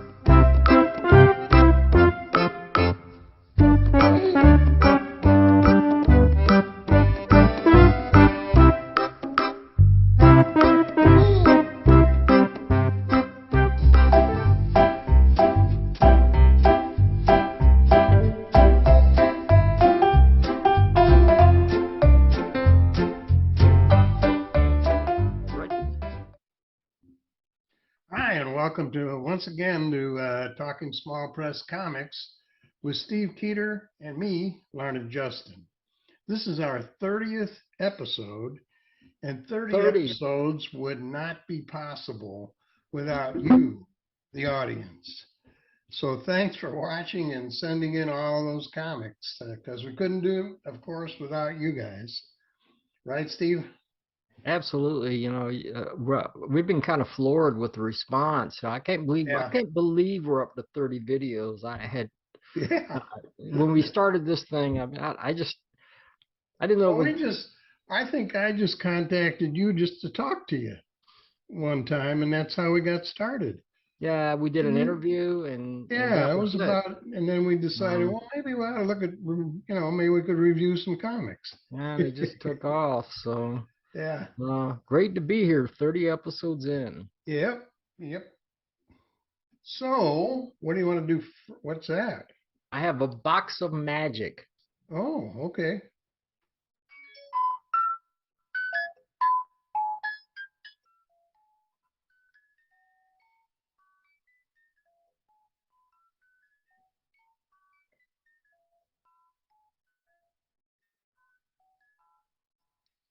That's the wrong box. The real box is right here. This one, I just got back from Kinko's and FedEx. It's FedEx Kinko's. And I have the new UFO newsletter, Tetragrammaton Fragments, is inside this box. Oh. It's not collated, stapled, or anything. So I worked hard on this thing. This thing I know you did. 76 pages long. Yeah. I'll just show you guys really quickly. This is the group that I'm the chairman of, and the group is expanding. We're getting new members, and here's the covers. Oh, neat! Wow. By John Muller. Okay. and Rob Cooley. Oh, okay. The cover's in color. The insides are in black and white, but Yeah. Very happy with the way this thing turned out. It'll be Looks out by good. tomorrow night because I have to. I got to collate this thing and fold it and staple it and all that kind of stuff. But Go wow. to the post office on Monday. Or tomorrow night. I can on Sunday night. I can drop them in the drop box. Oh, you can. But those are going to, and you're going to get a copy too, Larned. You're on the list. All right. Well, So, we will review that on here. If you're a UFO member, you get this for free. If you're not a UFO member, it's $3.50 a copy. I raised the price. It was $3, but I'm sorry, but this stuff costs. Yeah, it's inflation. It's inflation. Even Kinko's is afflicted by inflation. It's a terrible thing. Amazing, isn't it? But we have to deal with it. Yeah. And now we'll get down to the real business of the day. Why we're here. Exactly. Okay. What do you got? Bad. Oh, man. Bad. I got bad, man. This is amazing. I'm a Yeah. Mad Magazine fan all my life since I was a little kid. Patterned all my Oh, me too. cartoons and everything. Always loved Mad after what they Magazine. did in Mad Magazine. That's what I've always done. And then when Dan Burke did this, I said, man, I gotta have one of those. Dan is just amazing. Yeah. He's so talented and he's so hilarious, and his satirical instincts are dead on. I mean, this stuff is so funny. The amazing thing, it looks just like a Mad Magazine with the type of fonts he used, the style he did it. Everything looks exactly like a Mad Magazine. Yeah, the fonts and everything. I mean, I don't know how he did this because it looks so much like a real Mad Magazine. I can't believe it.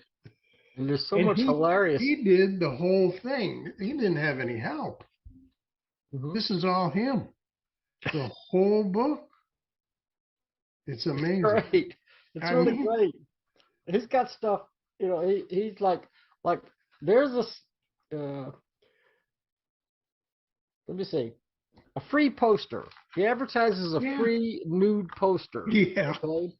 One piece at a time. Yeah. But you don't see the poster right away. You can only see one piece. Right. In this case, it's the eyeball. Yeah, you just get the eye the first time, and then you work from there. Yeah. And eventually, this one was the original poster. It took place in 1949, the hottest girl of 1949. So he put all the pieces together, but what you see is how she looks today at 97 years old. So she looks like this. That's what you get in the end of the poster. Right, but in 1949, she looked like this. But you don't get to see that anymore. You know, they have to update things. So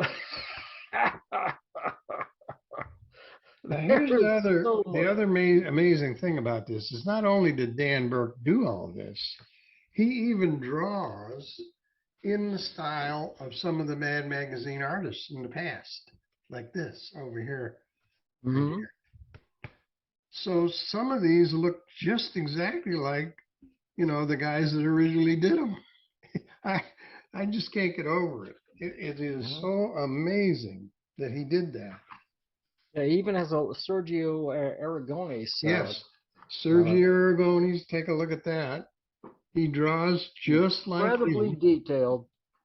Yep, with all the little cartoons. Just amazing, just hilarious. If you look at the bottom of some of the pages, you'll see the little cartoons that run along the bottom. Just like Mad Magazine did on each page. Well, that's what it's like Sergio Aragonés used to do. Yes, that's what he used to do. And I mean, I'm flabbergasted by this. And the other thing is, his number 2 is out already, I understand. Yeah, he sent me a message, and we're going to be receiving a copy of that one too. Yeah. So Now that one, I think he did a little different. But anyway, I'm sure it's going to be great. This one, by the way, is 84 pages. 84 That's pages. 84 pages. Quality full color covers, quality Covers stock paper. It's and it. I'm telling you, it looks some just of this. like Mad Magazine. It's just great. There's parodies, movie parodies. Oh yeah. But you wouldn't see this in Mad Magazine because the name of this parody of Planet of the Apes is Monkey Business on the Planet that Went Ape Shit. Yeah. Well, yeah. And it, you know, and it's practically a scene by scene or episode by episode takeoff on the original Planet of the Apes movie. Yeah. There's a lot of stuff here. And there's also a parody of Carpenter's The Thing. Now this one is John Carpenter's The Thing. The Kurt Thing. Russell, right? I think it was. Yeah, Kurt Russell. Of course, this is called The Thingy, but you can see it's got that thing that comes out of the guy's chest. Yeah. If you remember that. Yeah, I remember that very well. I saw that movie in the theaters when it first came out. And there was a lot of grossness, and he parodies the grossness and makes it hilarious. Yeah. So the Thingy kind of looks a little bit like Alfred E. Newman, if you notice. Right, I saw that. He pops in there. He pops in there somewhere. Alfred E. Newman. Yeah. This is just amazing. I don't know how long it took him to do this, but and he's even got good old Alan Freeman's guys in here. Yeah, and you know what that is? You know what that is? I don't know if you've seen it, but Alan Freeman and Dean LaCrone did a movie. Did you see it? Oh yeah, I saw it. Sure, yeah, a couple times. I didn't finish. I watched like a third of it, and then I got sidetracked. But I have it saved to my computer somewhere, and I need to see it. So this is apparently a parody of that movie, right? Yeah. It's just kind of a. He just throws it in there. Yeah. I don't know if he actually. I'm trying to see. I can't remember if he actually parodied the whole. Yeah, he's got the people from. It's No Cost in the Outdoors. Yep. The movie is Lost in the Outdoors. Right. But she's in it. Was hilarious. The woman you see there is exactly what she looks like in the movie, and Dean LaCrone looks exactly like that. Alan Freeman looks the way he does. Yeah.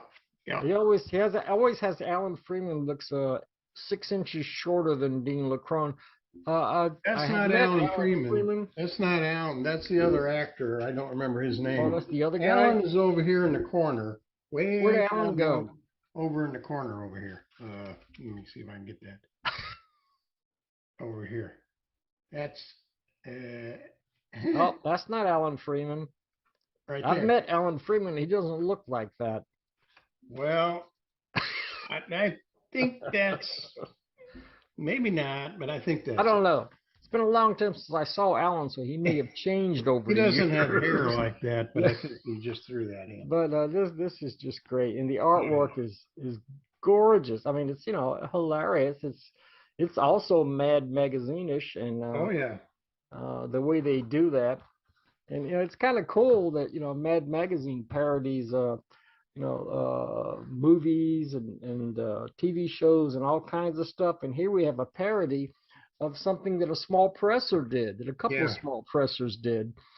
And that's really I don't know if anybody else has ever attempted this, but you'd have to go a long way to beat this. First time I've seen it. But these two guys are geniuses when they get together. Alan Freeman is so talented, and Dean LaCrone is one of the funniest guys on the planet. Great comedian. Yep. So next to Dan Burke. Yeah. Dan Burke, apparently. When he puts it all together, it's really great. Yeah. So I was just and he's got letters right there. Of course, there couldn't be any letters for the first issue, but it is funny. Yeah, so the letters are pretty crazy. Let me see Very what we got funny. over here. Yeah. Let me see. Well, we just love this. I mean, it just, I am embarrassed to read bad magazine in front of any human beings. What can I do? They said, we know the shame and social cost from reading bad magazine. We have a fast solution. Paste on book covers that make you look smart to those judgmental suckers around you. And it says just turn to page 80, and then they have some book covers elsewhere. You yeah. can glue those over the top. And nobody will know you're reading Problem bad solved. magazine. So instead of seeing a bad magazine, Yeah, they're going it's to got, see this. yeah, right. There's other Now, references. actually, I do remember that Mad Magazine did that same thing. They did that. And they had, you know, very serious covers that you could put over the magazine like you were very intelligent and everything. Dan's covers, maybe not that intellectual. But I was going to say, even the, boy, if I can get this, even the table of contents, if you look at that right there, that is exactly the way Mad Magazine did it. With that same type, with that format and everything. Exactly the same. There's something here done by Dave Burp, which is Dave Berg. Originally would have been Dave Berg. Yeah. The funnier side of mass extinctions. I mean, yeah. They're not afraid to make fun of anything.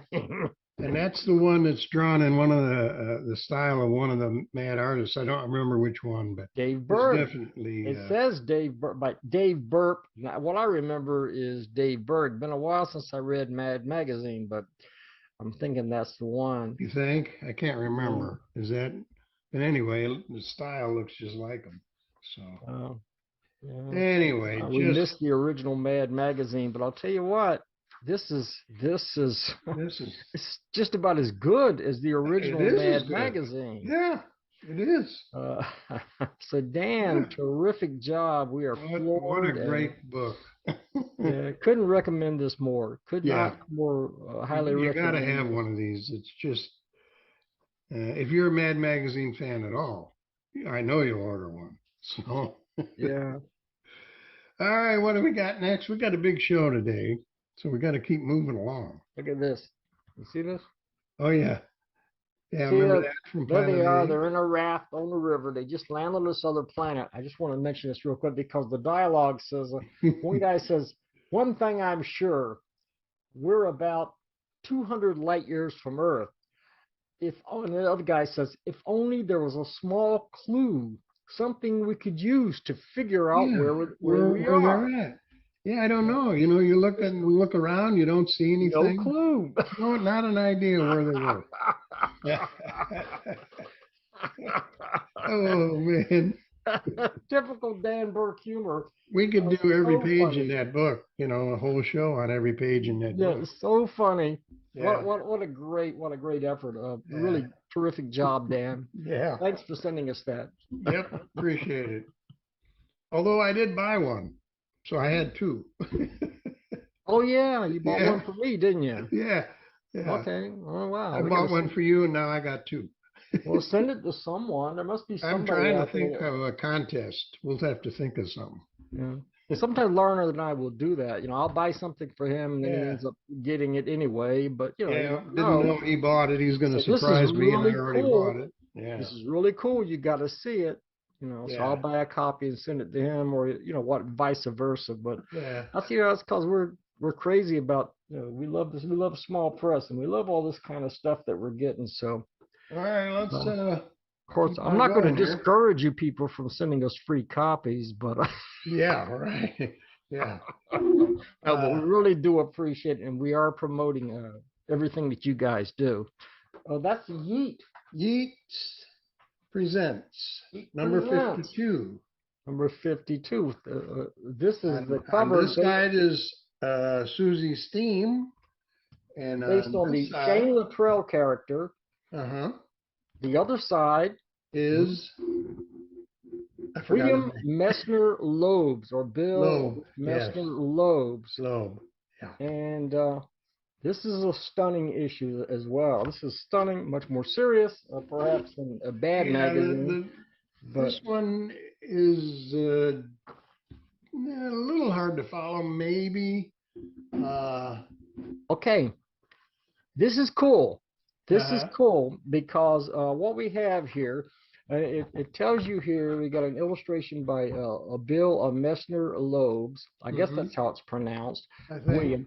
And what this is, if you look through, he's got a little bit of an editorial up here.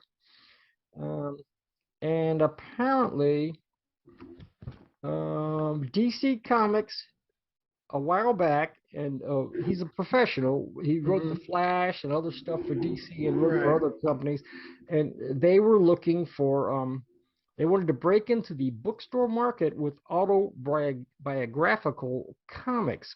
And Bill, apparently he wrote and drew 130 pages of an autobiographical comic about himself. And so that's what this is. And the story is now take a look, astounding. because Bill only has one arm. He actually has one arm. In real life, he only has one arm. And he talks about, and he's achieved this massive body of work, this great body of work, with one arm. There's a picture of him somewhere in here. Yeah, there's a picture in here of him, and you can see that he only has one arm, and I'm trying to find He's at his drawing board. He's at the drawing board. Where'd that picture go? Doesn't, here it is. Doesn't hinder him a bit. I mean, and I never realized, I'm sorry, but. And he's left-handed. I couldn't draw a thing left-handed. Look at that. And I thought that, well, I'd heard his name. I didn't really follow DC Comics, perhaps when he was. No, I didn't either. He was in the 70s or the 80s, whatever it was.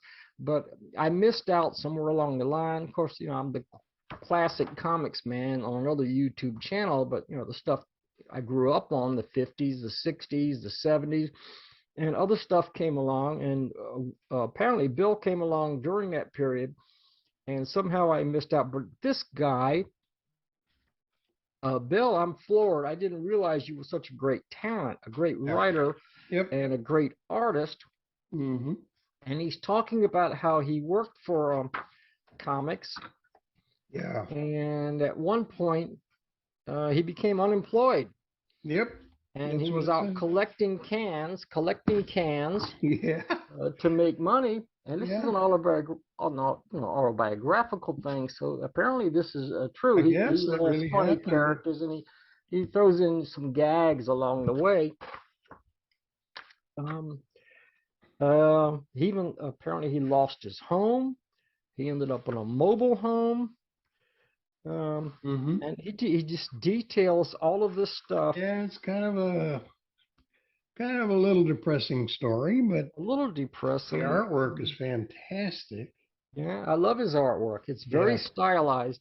Yeah. And, I mean, I don't know of anyone with a style exactly like this. Not quite, no. Yeah.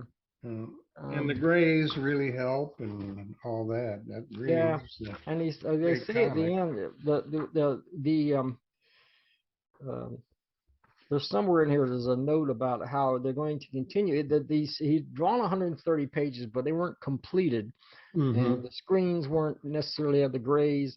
The inks weren't necessarily added to some of it, but an awful lot of it was done.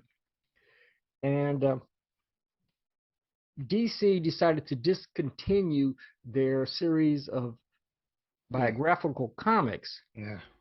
After he had done all this work. So it was like fear. So it was lost, but it wasn't lost because he still has it. Yeah. So he can do what he wants with it. Right. And they're going to bring it back, and they're going to finish this.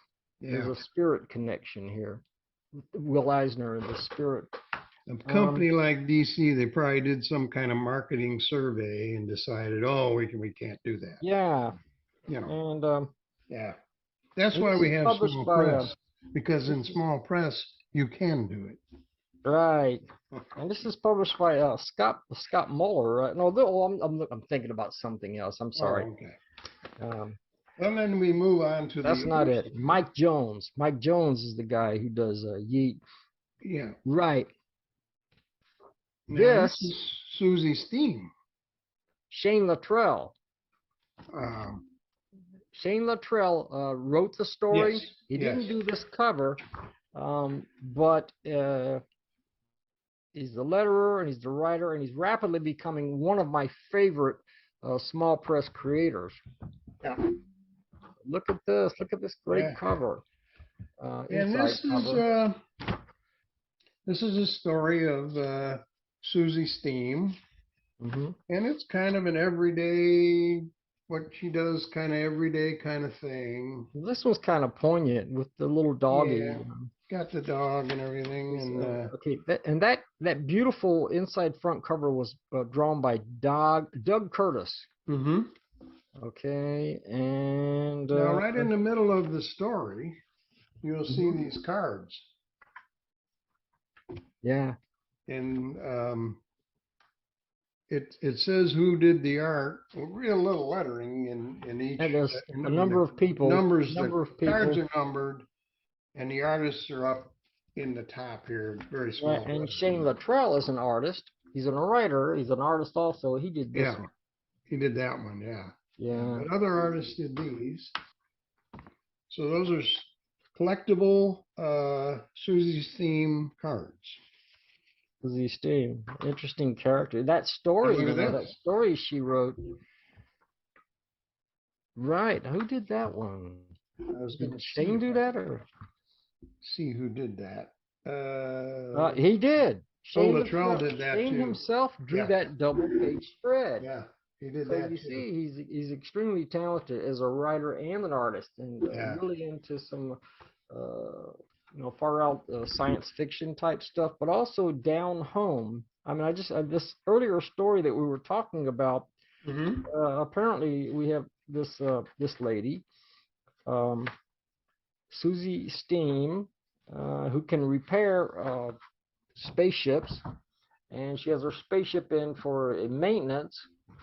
And she asks her doggy. She has a doggy that looks like a German Shepherd, and she asks him, "Can you bring me this tool? Can you bring me that tool?" Because she's lying underneath the working on the ship. something, and but the doggy doesn't bring the right tool, so it hurts the doggy's feeling, and the doggy runs off.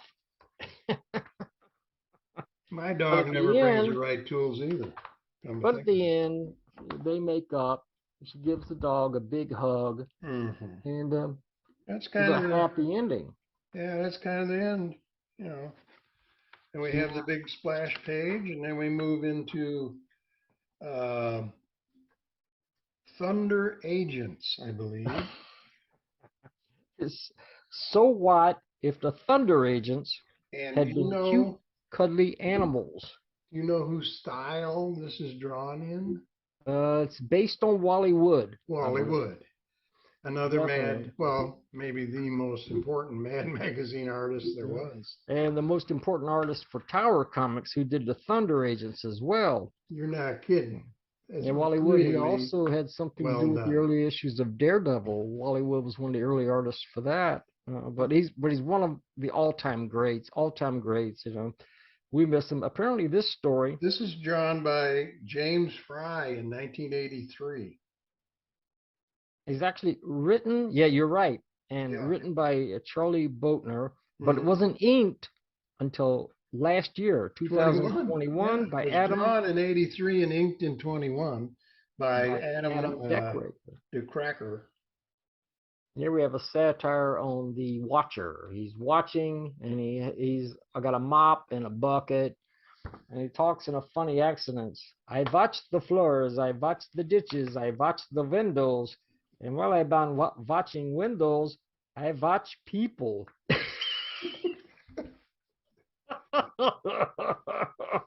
If you look at the guy with the pipe, really funny. That is how you know this is patterned after Wally Wood. If you look at the guy with the pipe. Oh, absolutely. That's absolutely. a Wally Wood cartoon. Mm-hmm. Right there. Yep. Yeah. But the Thunder Agents, the original Thunder Agents, And they had a character called the Raven, which I also have a character called the Raven, but that's just coincidence. And I hope I don't think I'll get sued because I've been using my character for 40 years. No, you sue them. Yeah, I should sue them. I've been using my character for 50 years, so. Yeah. Anyway, but their character is an actual bird. It's an actual raven. It's a raven, yeah. Yep. Yeah. Yep. But he has the powers of their version of, of the raven. And they have No Man. Now, No Man was an android, was a guy who his brain was transplanted into an android body. And okay, No Man this time is Dynamic Duck. He's a hamster. Oh, I was thinking it was Dynamic Duck. That one comes along in a little bit. He was a hamster. This one. They call him No Hamster. But the thing about hamsters is they reproduce like rabbits. So after a while, there are a whole lot of no hamsters in this story, confronting the inevitable bad guys. And that duck does come along, Dynamo Duck. There he is. Yep. There he is. So it couldn't get much crazier. But if you like crazy, Dynamo Duck or Dynamo Duck. Yeah.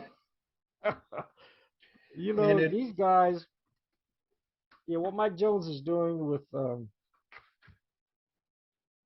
Zeet is just Yeet, not Zeet.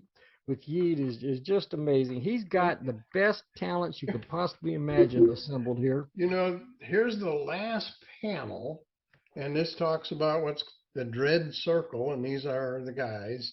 Yeah. It says right in the bottom, to be confounded. To be confounded by God. To be confounded. We're confounded by it, no doubt. Yeah. A little bit later, we got Shane Luttrell again because he's a terrific writer. He's so prolific. He's writing a lot of stuff. And he does a story by our old pal who we interviewed recently, Steve Shipley. Oh, that's right. This one is The Dog Knows a Secret. Yep. So what happened? You got this super happy guy. This guy is so happy that his coworkers resent him. They think something must be wrong with him. There's such a thing as being too happy. And apparently this guy is it. Yeah, how you doing? I'm happy. Everything's great. You know, he's constantly saying how happy he is. And these people said there's got to be something wrong with him. He's driving everybody nuts because he's happy.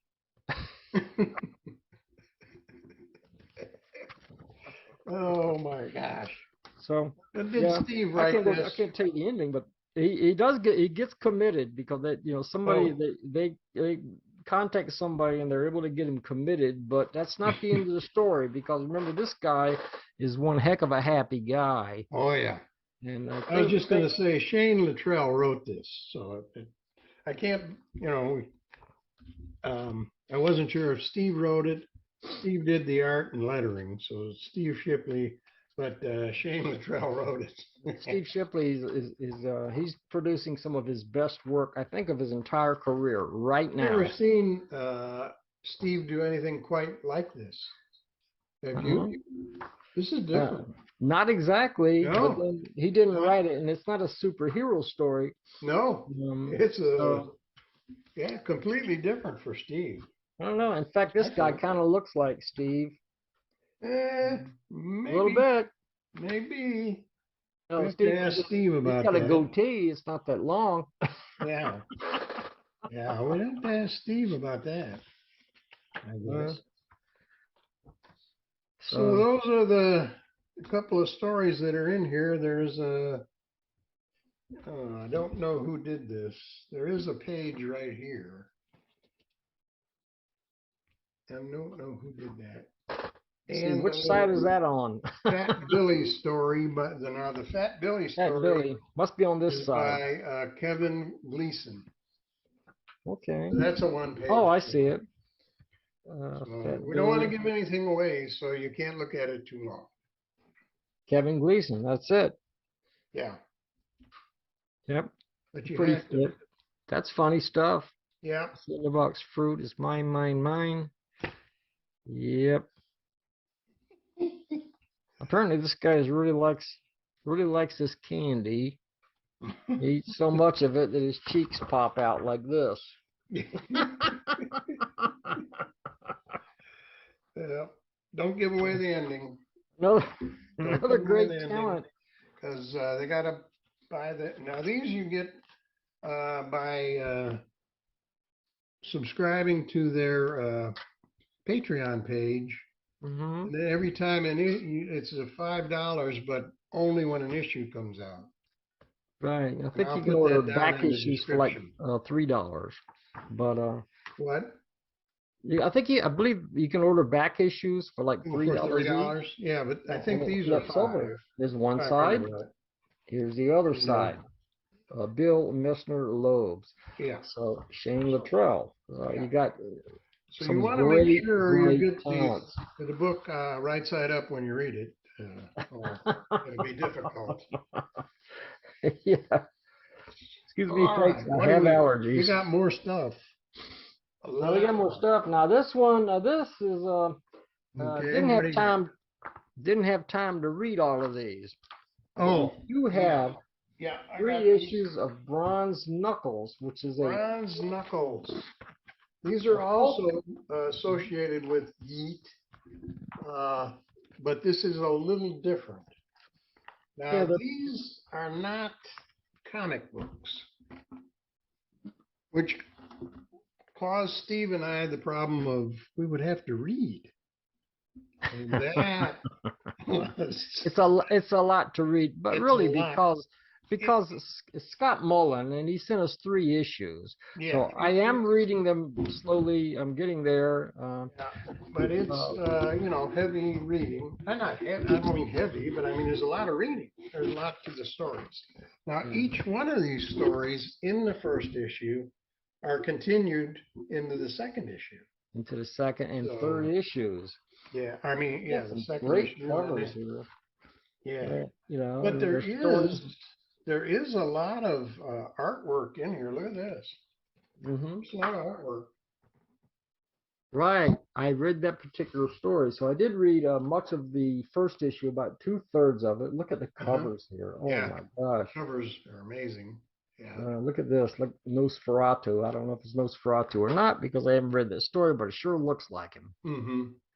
And yeah. So again, our pal Shane Luttrell is involved in this. He wrote something called Moon Treader. He's writing a series called Moon Treader. In this issue, it's that particular picture that you just showed was drawn by Kent Clark. Kent Clark. That's Kent Clark's work. It's got to be a pseudonym. Do you think that's a pseudonym, Kent Clark, or is it just like a happy think accident? that's probably his real name. I don't know. But I don't know why, but I would think that might be his real name. I don't know. Yeah, But he could be Superman because he does draw well. I was reading this, and there's a magical kingdom called Farthingshire, and there are knights and monsters and elves and all kinds of things involved here. And the one that you showed before was a knight. Here he is again. Yeah. This guy. And he's going off in search of the king because the king, I guess he's senile or whatever, he keeps wandering off. He keeps wandering off, and somebody has to go find him. And he befriends this elf. The elves are always helpful to the people in this particular kingdom. They're always helpful and they're always magical. And this particular elf is Moon Treader, and she is 4 feet 3 inches tall. And guess what? Beautiful. We switched sides. I bumped the mouse, and somehow we're on different sides of the screen. You see it? I don't see that. That's cool. It doesn't matter. It works. Okay. It makes for variety, and variety is the spice of life. Brilliant accidental move. Folks, if we switch. I don't know how I did it, but I did it. Anyway. Did we switch? Yeah. I don't know. They're I'm on so different into the sides. story, I'm not paying that much attention. But Yeah. anyway, it's an adventure, and yes, Yep. there's a lot to Lot read. to read. So I know a lot of comic book fans are like, I want to read comics. I don't really Yeah. read text. It's a lot of work to read. If I wanted to read books, I'd read books, but I like comics, so I read comics. Well, I try to, I wish I had read more novels and books and things. I read Edgar Rice Burroughs when I was younger, and H.P. Lovecraft and a lot of things. Mm-hmm. But my love is for comics. Yeah. But I respect all the great writers out there. Sure. Ray Bradbury, I was a huge fan of his. Arthur C. Clarke, and There's creator profiles in the back of this book. before there tell were you about comics, there were each. pulp magazines. Pulp magazines were around first. Yeah. And Jim Maine publishes a magazine devoted to pulp Mm-hmm. and pulp people who love pulp fiction. So I thought this yeah, was just a little interesting thing Mhm. here. You said the creator profiles. Yeah, creator profiles, but Yeah. one of the biggest creator profiles, that I thought was pretty interesting, was the one Rusty Gilligan. Oh, Rusty Gilligan. Yeah, I know that Yeah, guy. he has done everything. If you read this, he's done everything, and it winds up toward the end. Wow. Also a professional wrestler. Holy wrestling. cow, he was on television in Yeah. Little House on the Prairie. Yeah, he was on all kinds of shows and everything. And the And he movie has a Pete's huge Dragon. creator profile, and he has one little illustration in the book right there. That's it. Oh, that's the heap. That's the him. heap. Yeah. That's another story that I was reading here that's interesting. Yeah. The Heap was like the forerunner of Swamp Thing and Man Thing. Uh-huh. Back in the 1940s and 1950s, the Heap was around. Yeah. And there's a story here, Ulysses Solomon, occult paranormal detective, meets the Heap. meets the Heap. Yeah. And this guy's actually on a case where he's goodness, I read this like a week ago, so I have to kind of glance back through it real quick. But he has to search for someone, and it takes place in Florida too. So they have the swamps and all that stuff. Yep. So, I mean, this has just got some great stories. And We were talking about the Heap, though. yeah, we were talking about the Heap. Yeah. The Heap is interesting because this character's been around since the 40s and 50s, and he also was revived at some point by a couple of publishers. I think Skywald Comics revived the Heap for a little while, but with a different look. Mm-hmm. I was checking into the history a few days ago, and apparently this character's popped up here and there, but has been totally replaced by Swamp Thing. Oh, okay. Swamp Thing. There's Man Thing, but Swamp Thing, Mhm. that's the one. Oh. Man Thing's okay, but Swamp Thing was the best. So he had Bernie Wrightson artwork and all that stuff. So And this is issue number 2. yeah. And I wanted to show you something in here. It's again, continued stories from the first one. Yeah. But in here is a special announcement for a Halloween issue, horror stories and all kinds of stuff, scary stuff that they're going to be producing. Oh, I see it. There it is. Yeah, Mm-hmm. that's going to be something to look forward to, I think. Yeah. So I wanted to mention that because the way Bronze Knuckles works is like Yeet. You subscribe to their Patreon page, and then anytime an issue comes out, they will charge your account for $5. Okay. So I will put that down in the description also, so that's how you get these. But about Bronze Knuckles number 2, the cover is a continuation of the story from number 1, Moon Treader, and this cover is drawn by Shane Luttrell. Shane Luttrell. Okay. We He's know a him as very a great busy guy. writer, but He he's also a writes heck of things. an artist. He writes a lot and he draws a lot. Very busy guy. Yeah, he's got to be And, pretty busy. Now, not all of the artists in this issue are the same as the first one. mhm. Some are, but not all of them. So you get a little different take on some of the art. There's some Rusty Gilligan. Now, I don't know if he would have, you think he drew that, or is that clip art? Rusty Gilligan is a good artist, so The buggy. it might be. I'm not sure, actually. I don't know, but I think probably he drew that. Anyway, he's in Probably. here. So, Moon Treader, more art from Moon Treader by Kent Clark. Yeah, Clark, here we go. Some yeah. exciting. I haven't read this issue, so I haven't read this story, but it looks like it's going to be pretty exciting.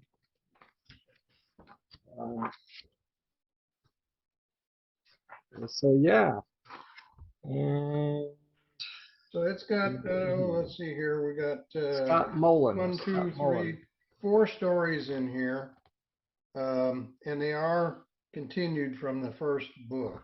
And he's got QR codes all over the place. If you got a QR code here on the back cover, if you want to subscribe, you want to follow. This You is all want to do any of that, you can use new your to an phone. old-fashioned guy like me, but Yeah, it doesn't work for me either. I wouldn't know what to do.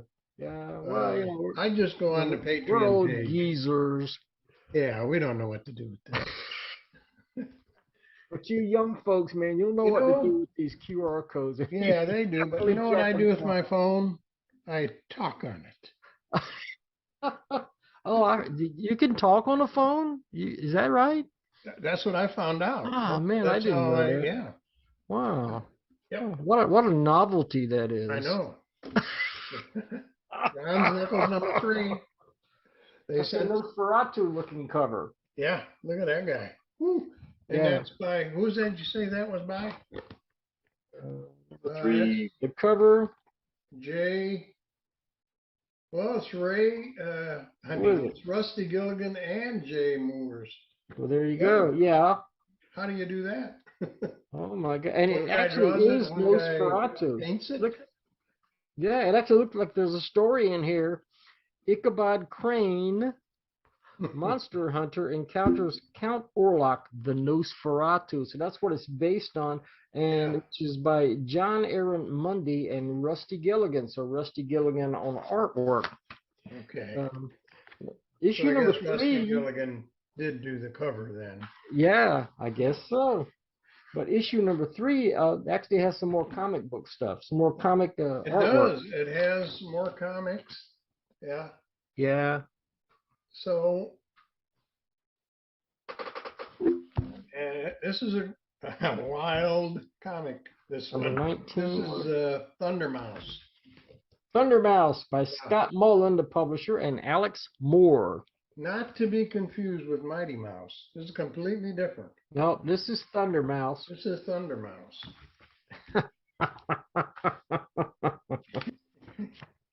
Looks good. Let me see.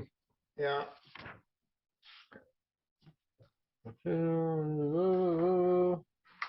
I'm just looking through it. Yeah. I haven't read this one yet. I'm so sorry, Scott, but we're going to get there. We're going to get there. Look at that.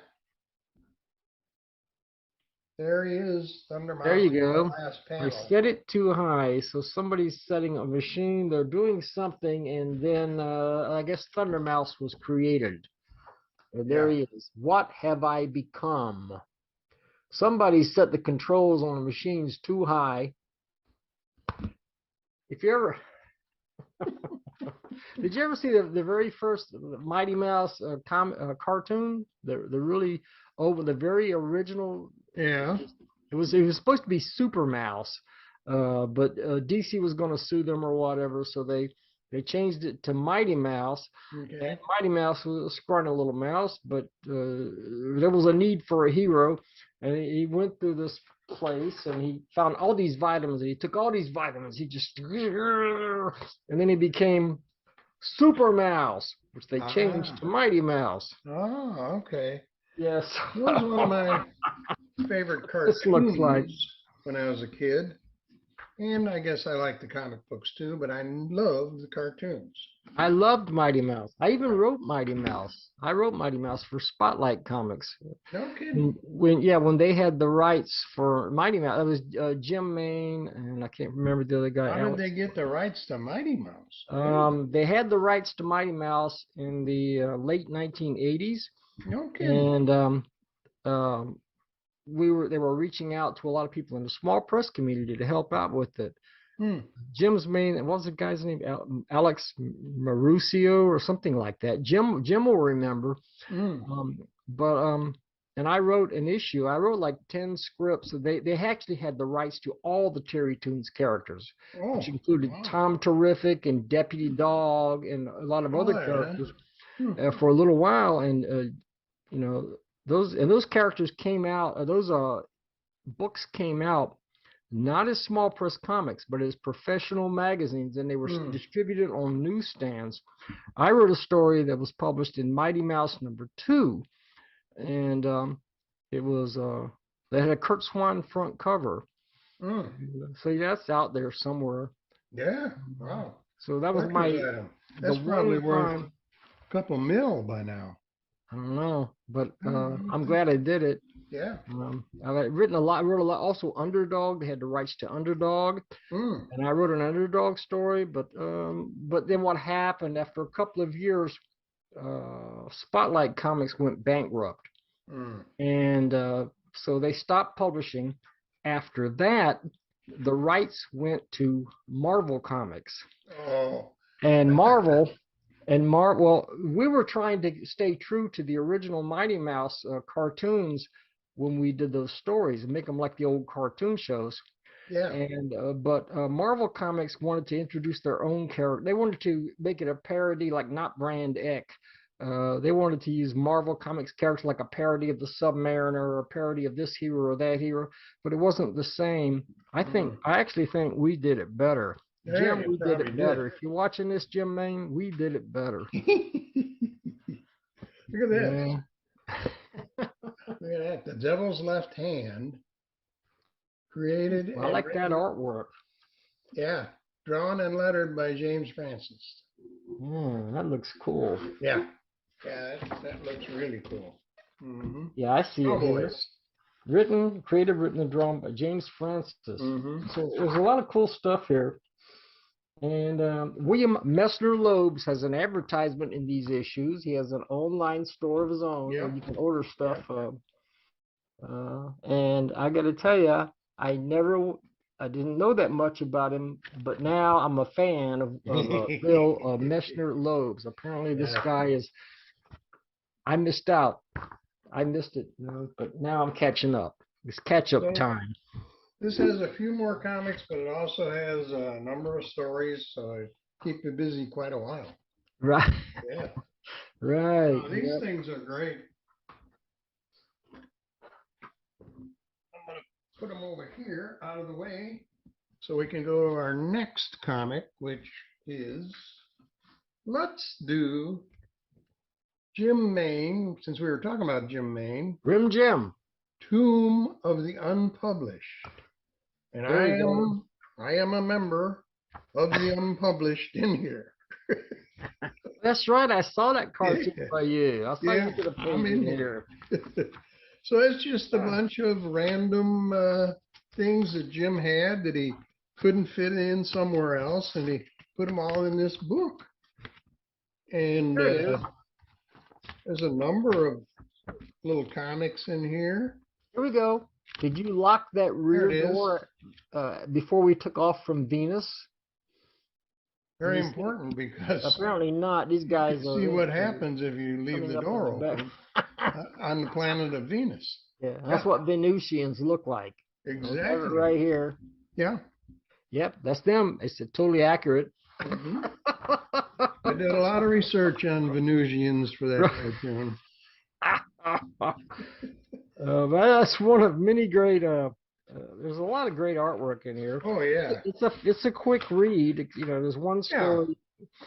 You got art by John Lampert, Oh yeah, that's John Lampert over there. You're showing Yeah, on one yeah. side there.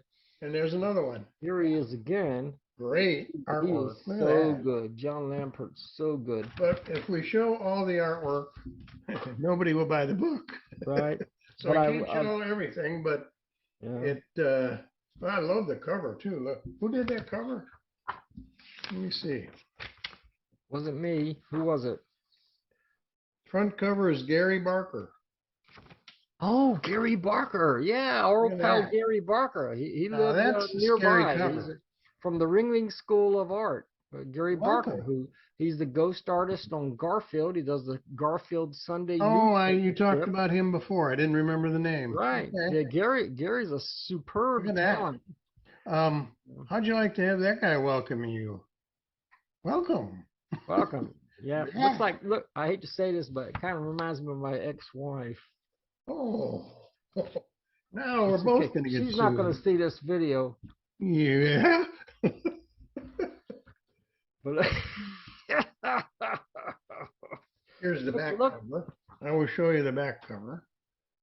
Come in Well, to who's the that? main. That's cool. See, main is on the door there. He's at the main, You have to come in there. yeah, yeah. But in the Hmm. highlight, I think, of the issue is Verl Bond's comic strip. Yeah. That's I don't know how many pages. That's Yeah, 6 Few pages pages. maybe. The heart wants what the heart wants.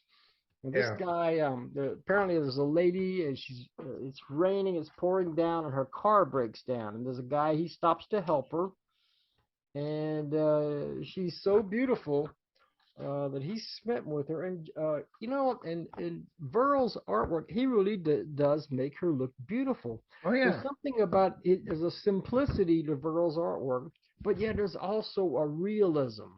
It's like Yeah. But realism, but don't it's let done with her minimal fool you. lines. Don't let Mhm. her fool you. She may look beautiful and very innocent, Right. but beware. And they're That's all I trapped can there tell in you. that car in the rain, Beware. and it turns out there is a. Don't I'm not spoil going to the reveal ending. this. I'm not going to reveal it. I'm not going to reveal it. But I will have to shoot there's you if more you to do. this than meets the eye. Yes. If they listen to the radio, they both. Well, how can I say? But love seems to conquer all Yeah. Hmm. until the very end. You have to check out the story. And Verl is at his very best here. Verl's been doing comics for a long, long time, and this is just great stuff. Even his inks are very. I like his inks are very. They're like somewhat thick lined here, and Yeah. a little more darkness because he's Yeah. but a little more darkness than you would see in his usual artwork. And it adds dynamicism to it it puts the That's figures in excellent. front. It's just, it's very well done. And Yeah. it's just that we can't show too much because there's a lot of just art in here and it would spoil it for you.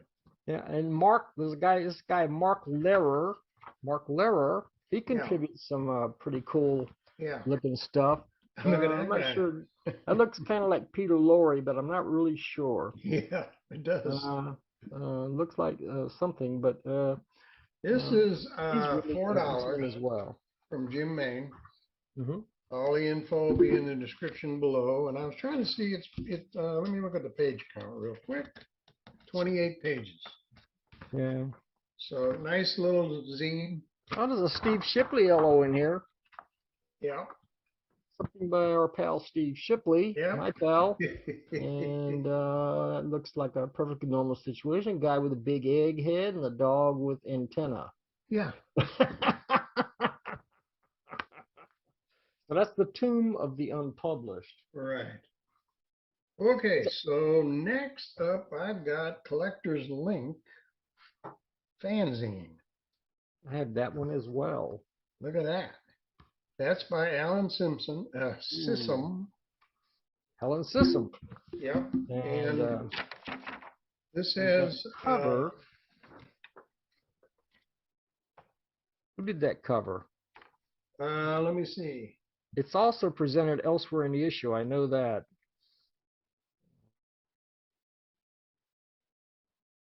I'm telling you. I don't see where it says it, but Table of contents seems to start with page 4. But it's a great there's cover. the table of contents right there. Oh, it's Lance Pigeon. Cover Yeah, art. who did that? The Wizards game wait a minute. More. Oh, yeah, it's by Lance Pigeon. It's a picture of says it Neil right on the Gaiman, front Alan cover. Moore, and somebody Yeah, else. it says it on the front cover, doesn't it? Yeah, and later in the issue, here it is on the back cover. It is without all the blurbs. Oh, He yeah. prints it on the back cover. Oh, the inside Yeah, back. it looks like Alan Moore right there in the middle. These are professional comic book writers. Yeah, and that's by Lance Pigeon. Yeah, That's the inside back. that's Oh, beautiful. that's very well That's done. beautiful. Yeah. This has to be, there's an interview with Rick McCollum in here, and I believe this back cover has to be drawn by Rick McCollum. That looks like his style. It says Robert E. Howard's Right. Blood and Thunder, but I don't know who drew that. Based on Robert E. Howard, Robert E. Howard, who created Conan the Barbarian, and but it looks like a Rick McCollum. In fact, there's an interview with Rick McCollum conducted by Jim Main in a series of interviews that Jim is doing. Here's Rick. That's the Rick I know. That is very interesting. You need to read that. I thought that was very interesting. Yeah, it is. Actually, I Yeah. didn't know that Rick had done so much, and he did a lot of professional artwork. Yeah. And his artwork His is artwork very is intricate and very gritty. outstanding. If you look at this, John Lennon and Yoko Ono, I mean, it's amazing. Look at that. Yeah, that is terrific. That is excellent. Yeah. Oh, his artwork is great. He mentioned some of his influences. One of his influences would be Barry Windsor Smith, but I never really noticed that until I saw this picture. Okay. And this picture is all the fine lines and Yeah. you can see every reed of grass done and everything. Yeah. And that reminds me of Barry Smith. So But you need to get this and read this. This is I'm sure if you're a fan of comics, you'd like reading this. This interview. There's a lot of great stuff in there. It's very interesting. Here's some more samples of his artwork. Look at that. I mean, it's so detailed. Yeah, there's so much action. You know. And on the other page as well, the page next to it as well, there's a lot of action and a lot of detail. Yeah, tons. Yeah. So that's a pretty long interview with a lot of artwork in it. Great job, Jim Main. Jim, yeah, you get kudos. You got a lot of cool stuff out there. We're talking about you all over the place right now. I hope you're watching. So yeah, that was great. Viral Bond. Here's another. This is Alan's system. Alan's really putting together some fine stuff here. I've always loved his work, and here we got another story by Viral Bond. Yeah. Yeah. Viral's doing a lot of work these days. I'm glad to see him so energized. And Alan has a continuing story from the last magazine, The Link. That he draws and wrote. So right there. Yeah, that's a fascinating story. That's a continuing story from the last issue. There's an alien probe. Yeah. Alien probe looks like a pumpkin, but a metallic pumpkin. And he comes to Earth and he befriends. He has these two young friends, and he's slowly searching for his identity. There he is. And he finds out that his origins is he searches his thoughts, and he's somehow tracking his beginnings, and he finds out that it's had something to do with a rock, a large sentient rock. But there's more to it than that. I think there's something human. I think there's a human brain in there somewhere. Meanwhile, these aliens are tracking him. These aliens are coming after him. Yeah. Yeah. They were the last issue, and here they are again. They are coming again, back. yes. And these two guys they're friends. They want to protect their friend. Yeah. But they got to deal with these powerful aliens. And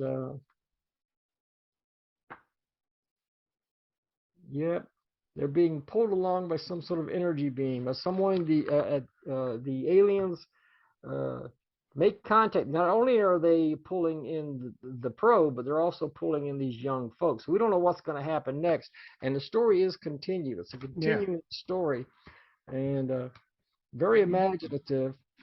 And You know what else is in here? Our great good work, friend Alan. Larry Oh Johnson. yeah, Lou Brown. With a Lou Brown story, and I believe, yes, from 2003. Right, it's a reprint from Larry Johnson. Yep. And Lou Brown goes in for some therapy. yeah, it's like the psychologist or psychiatrist that he goes to see is Dr. Charles Young. Yeah. Keep based that on name Carl in mind. Young. Yeah. Carl Young. This is cool. One thing that happens here, there's sort of a where did this lady come in? There's a lady here. Yeah. And then, who he sort of falls in love with her. I mean, you can see they're sort of well, she's an artist. falling in love. Yeah, she's an artist. Right. And as she's painting Lou Brown's portrait. Because he's so young and beautiful, so she wants to because paint he's a a very portrait of him. handsome young guy. Yeah, But like us. all of a sudden, Lou doesn't look right. Right, in the mirror. He's like, what the heck's Oops. going on? Yeah. It's interesting. It's kind of like the portrait of Dorian Gray, the great old Exactly. horror story. Mm-hmm. But there's a twist. There's a twist. Well, it's different, but it's same idea. I don't want to give away the ending, but No, I there don't is a either. I don't twist. wanna It's do not that. exactly the same. No. So she's using him, and this Dr. Young, the psychiatrist, is he just kind of examines him and talks about him. Says, get in touch with your inner self. Our session has now ended. I shall see you next week, yes? He doesn't really provide any answers. The answers are provided via Lou Brown's own personal experiences. Yeah. And somehow this guy, he's a normal guy, but somehow he keeps getting involved in supernatural adventures. And this one is quite compelling. Yeah. Artwork by Larry Johnson. Yeah. He just gets better and better all the time. But Well, I mean, it's from he's terrific 2003, even here. and it looks 2003. great. Yeah. And then 19 years later, he's just as great as ever. Yeah. Right. So we certainly appreciate it. Now, the other thing we Larry's have, artwork. which is, important, the xenology report is in the back of this book, and it's got, reviews of all kinds of stuff. Yeah, and Larry Johnson helps out in the reviews too. Yes. Mm-hmm. And his review of Sunwing #6, which I published. And thank you guys. Thanks for the nice review. I think Alan wrote that one. Thanks so much. Yep, there's Sunwing reviewing there. So you one can of find out all Burbon's about books. that. Reviewing Endeavor #15 by Kurt Erickson. We talked about text fiction zines before. Endeavor #15. Kurt Erickson has been publishing Endeavor for 50 years, but it's a text fiction zine. And the most recent issue, #14, was like 150 pages long, almost all text fiction. So that was quite a read, quite an enjoyable read, because Kurt can pull it off, and he pulls together the best talents you can possibly find. There's a lot of great artwork too, but Kurt, for the first time, is working on #16. Number 16 is going to be an all comics issue. Oh, great. All right. Send us that. Yeah, we definitely want to see that one. Yeah. I'm looking forward to Kurt, because Kurt can write, he can draw, he can do anything, publish, and so. Collector's Link fanzine is $6 from Alan Sissom. And once again, we'll have his information down below. These are always great. Always look forward to getting these. Color covers. Yeah. I want to show, Good stuff. I'd like to show one more. Oh, Earl wait a Barnes minute. I artwork. gotta say this. The envelope that it comes in is great. Oh, yeah. Look at the envelope. He makes the envelope, and you get artwork on the envelope. Yeah, Right. it's perfect. That's a great I had idea. put that aside too. I was going to mention it and I forgot about it. So thanks for mentioning that. Alan Sissom pulls out the stops. One of his best, I think, one of his best zines I've ever seen. So. Oh, that's good. Yeah. Well, last but not least. Whatever. Yeah. Whatever. Jim Main. Jim. Hey, big book. Jim, you've completely taken over this episode. You realize this, right? Yeah, it's a Jim Main show. It's a special Jim Main edition. 56 pages here. 56. And it's all full color pages. Oh yeah. Oh yeah. Absolutely. Color. Beautiful full color pages. And it's science fiction based. Mostly it's all science fiction. Star Trek. Mostly Star Trek. Mostly Star Trek, I would say, yes. And but not just Star Trek. Also, he talks about the black hole. That Disney movie that became very popular. The critics hated it, but everybody else liked it. Yeah. One thing I like at the end of this, he reprints. There was a Sunday newspaper comic strip of the black hole drawn by Jack Kirby. Oh, okay. What was it in the early 80s? It says here from September 2nd, 1979 to February 24th, 1980. It was a Sunday newspaper strip. Wow. And at that time, I think Kirby at that time may have been in a slight decline. He wasn't quite as awesome as he was when he was in the 60s doing Thor and the Avengers and the the Hulk and all that stuff. But look at this. Oh wow, yeah, that's a reprint. Yeah. Yeah, it's like I was looking at that. Yeah. It was like a revival. He really did a great job on this. Look at that. Yeah, and I'm so it's so cool to have this stuff that Jim prints here. Thanks Jim for putting that out there. Yeah, that's cool. And who did that? Really get something special, That's great. And the fact I think the back cover is based on that as well by George A. Lane III. George Lane did the back cover. Yeah, you know George, right? Right, George. He doesn't live too far from here, and we haven't met in person, but he's a great guy and a great artist. Yeah. And this looks like it's from the black hole as well. Yeah. So he has a sort of a Kirby-esque style here too. Yeah. So, but there's so much more in here. Oh yeah, there's all this Star Trek stuff that I think were originally TV cartoons, weren't they? Right. The cartoon series that came along years after the original series. The original series only lasted 3 years, apparently, and I thought it lasted longer. But from reading in here, I read that the original Star Trek series was canceled after 3 years. Several years later. Or is it? You mean the one with the live actors? Yeah, the live action William Shatner. William Shatner was only 3 years. Kelly, but it was only on for 3 years. That's amazing. In fact, was it NBC? I think it was NBC. They wanted to cancel the show after the first year or the second year, but the fans wrote in. There was a huge. They said no, and it was a huge letter writing campaign. And they bombarded them and said, "Don't cancel the show." It seems to me it lasted 4 years or so, but maybe it was only 3 years. I don't know.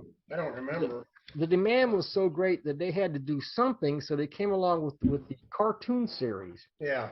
Now, I watched this cartoon series back in the 70s. It was really good. Really? So the animation was somewhat limited, but yeah, I'm sure it was I know what you mean. Yeah, that kind of But the animated. characters were true to the show. Yeah, there's some great artwork there. Great. There's There's some great artwork in this. This is a lot of people, a lot of some this great artwork is from different Star Trek $8 books. basically from Jim Maine. So Mhm. and well worth it. I mean, it's big, lots of stuff in here. You can spend a lot of time in this. Really, Yeah.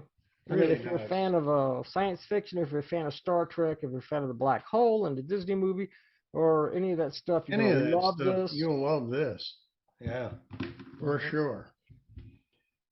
Well, I think we have completed. Uh-oh, what's this? Oh, Two ordinary guys from from Jupiter. Number 3 happened to arrive at my mailbox not too long ago. The two ordinary guys are going to talk about it here just for a moment. This is You this see is there? on full color. It doesn't cost $8. Oh I'm no, pretty no, sure. no. It's $40. But you know, we've seen these guys before. Yeah, These they've two ordinary been guys around. from Jupiter out. Now they're lost apparently. Yeah, I don't know where they're at. we better land someplace and Yeah. ask for directions. So that's what They they don't do. know. And they land there, and they're talking to a guy who's on the planet there. He says, "Can you give us directions on how to get to Jupiter?" Mm-hmm. He says, "Are you from Jupiter?" You see that mean face? Mm-hmm. He doesn't look like too happy about it. Not happy at all. And he says, "We are at war with Jupiter." Larned wrote and drew this, obviously, and I love it because it's in full color. That's not good. Yeah, oh poop. That's not good. He said, "You spies, get back here." And he tries to arrest them, and well, I don't want to give away the ending, but it's really, really short. Yeah, you can give it. What the heck? Yeah, who cares? Yeah. So they get the heck out of there. Yeah. But it's cool to have this in person because that's one of those, one-page piece of paper comics that so you fold all up. You folded one sheet of paper down to make all this? Yeah. And it comes out like 8 pages? Yep. And then I can never remember how to fold it every time I go to fold one. Oh, really? Yeah. I like the way it's in full color. And as always, Larned's sense of humor is, well, it's Larned's sense of humor. Yeah. I can't, sort of laid back, sort of offbeat. And, whenever I read anything that you've written, I can't stop laughing. You really got a great sense of humor. So this is only a small sample of that. Well, we have reached the end of episode 30, believe it or not. We did it. Yes, I'm excited. Yay. You know what the next episode's going to be? Number 50? Yes. The next episode will be number 50, so stay tuned for that. We're going to skip 20 episodes. It's either 50 or 31. I can't remember. I think maybe it's 31. In fact, I'm not sure what comes after 30. I think it's 31.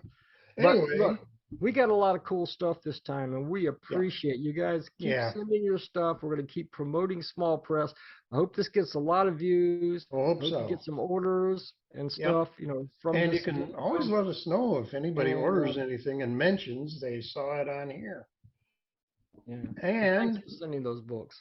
You can subscribe to this, and you can, after you subscribe, you hit the bell notification, and it will tell you every time we have an episode coming up. Because Steve is so busy doing everything he can think of that we don't know when the next episode will be coming up. Well, I can tell you, I finished with the UFO newsletter, and by tomorrow night, that's going to be out in the mails, and then I can take kind of a break. Yeah. We might be able to do a new episode pretty soon. Finally, I just had so much come at me at one time, and had to get it all done, including my job. I'm still working full time, though I'm supposedly retired.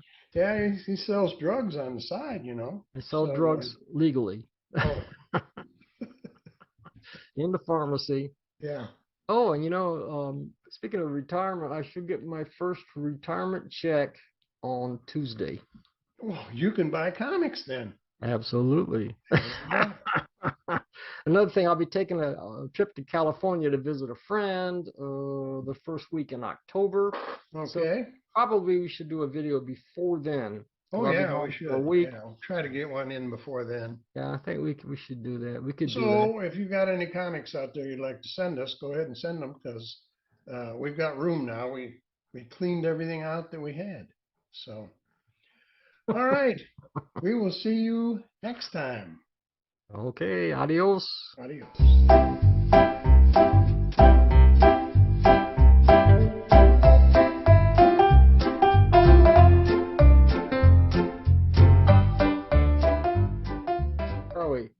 Hi, and welcome to episode 31 of Talking Small Press Comics with Steve Hurricane Keeter This and is myself, special hurricane. Larnedjustin. Special hurricane episode. Yeah, this is the hurricane episode from Orlando. Broadcast live from Orlando, Florida, Yeah. the night before Hurricane Ian. If you is see supposed things to flying hit. across Steve's room, you'll know the hurricane is hit, Right. right? It is supposed to be here tomorrow night.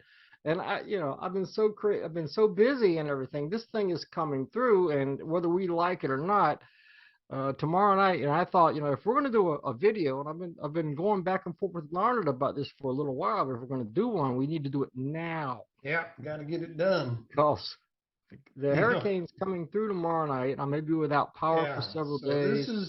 This is Tuesday night. And of course, we're recording this on Tuesday night, and then it has to be edited. So the hurricane may be over, or Steve may get blown away by the time I get it edited. By the time we get back, plus I'm going to California for a week. If you may be able to go to California. You may be able to go to California without an airplane. Right.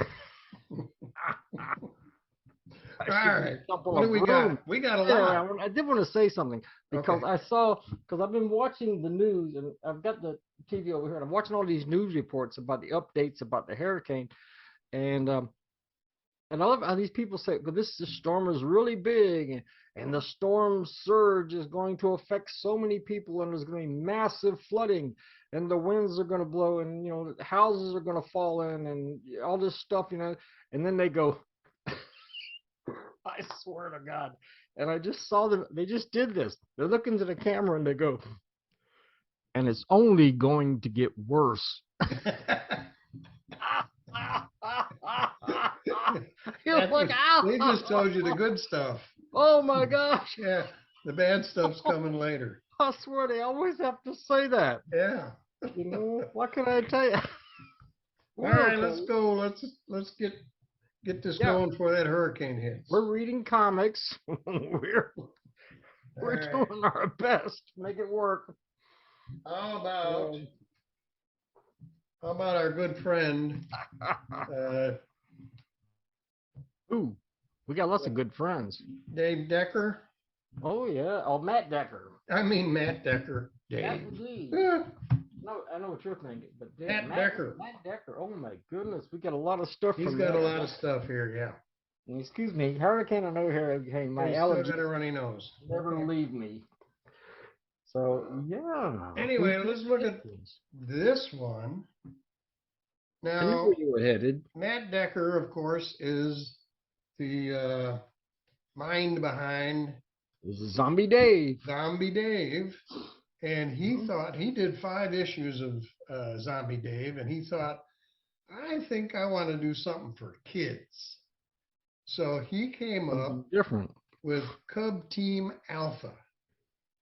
And these are their Cubs, by the way. Cub Team, not the Cubs baseball team. No, that's different. Yeah, that's a lot different. I don't follow sports anyway, so I want to see superhero little kids. This is Cub Team Imagination Go, it says. And that's very important in the story.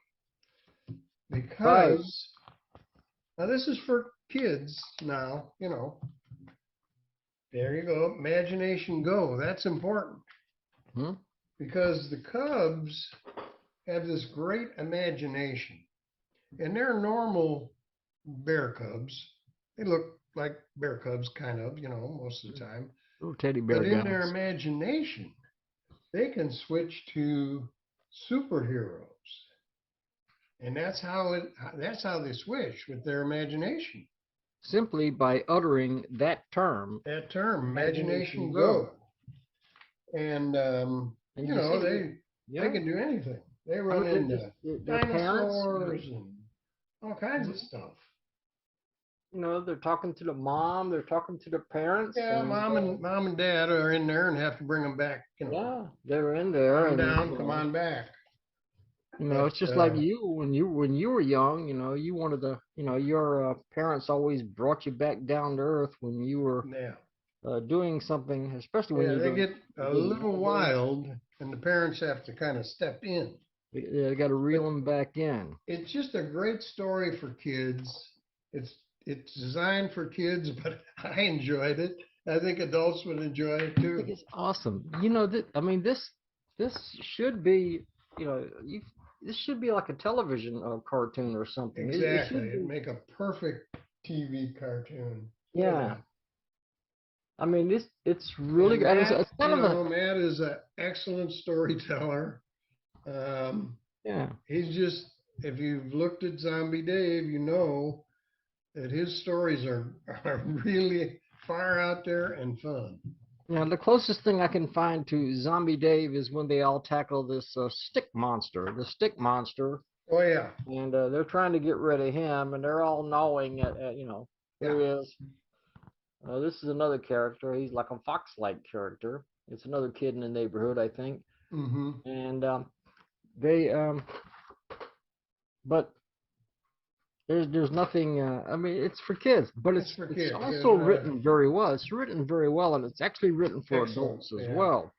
So it's written. You can say it's written for the inner kid inside all of us. Exactly.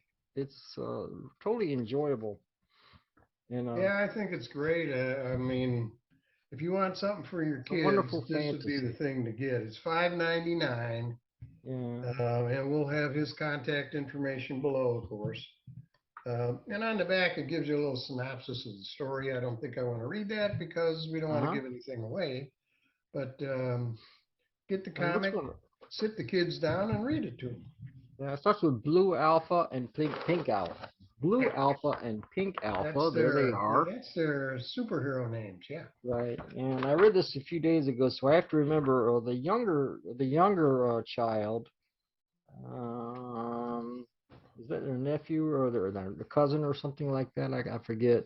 Just because I haven't read. I'm sorry, Matt, but I've been darn busy and I forget things.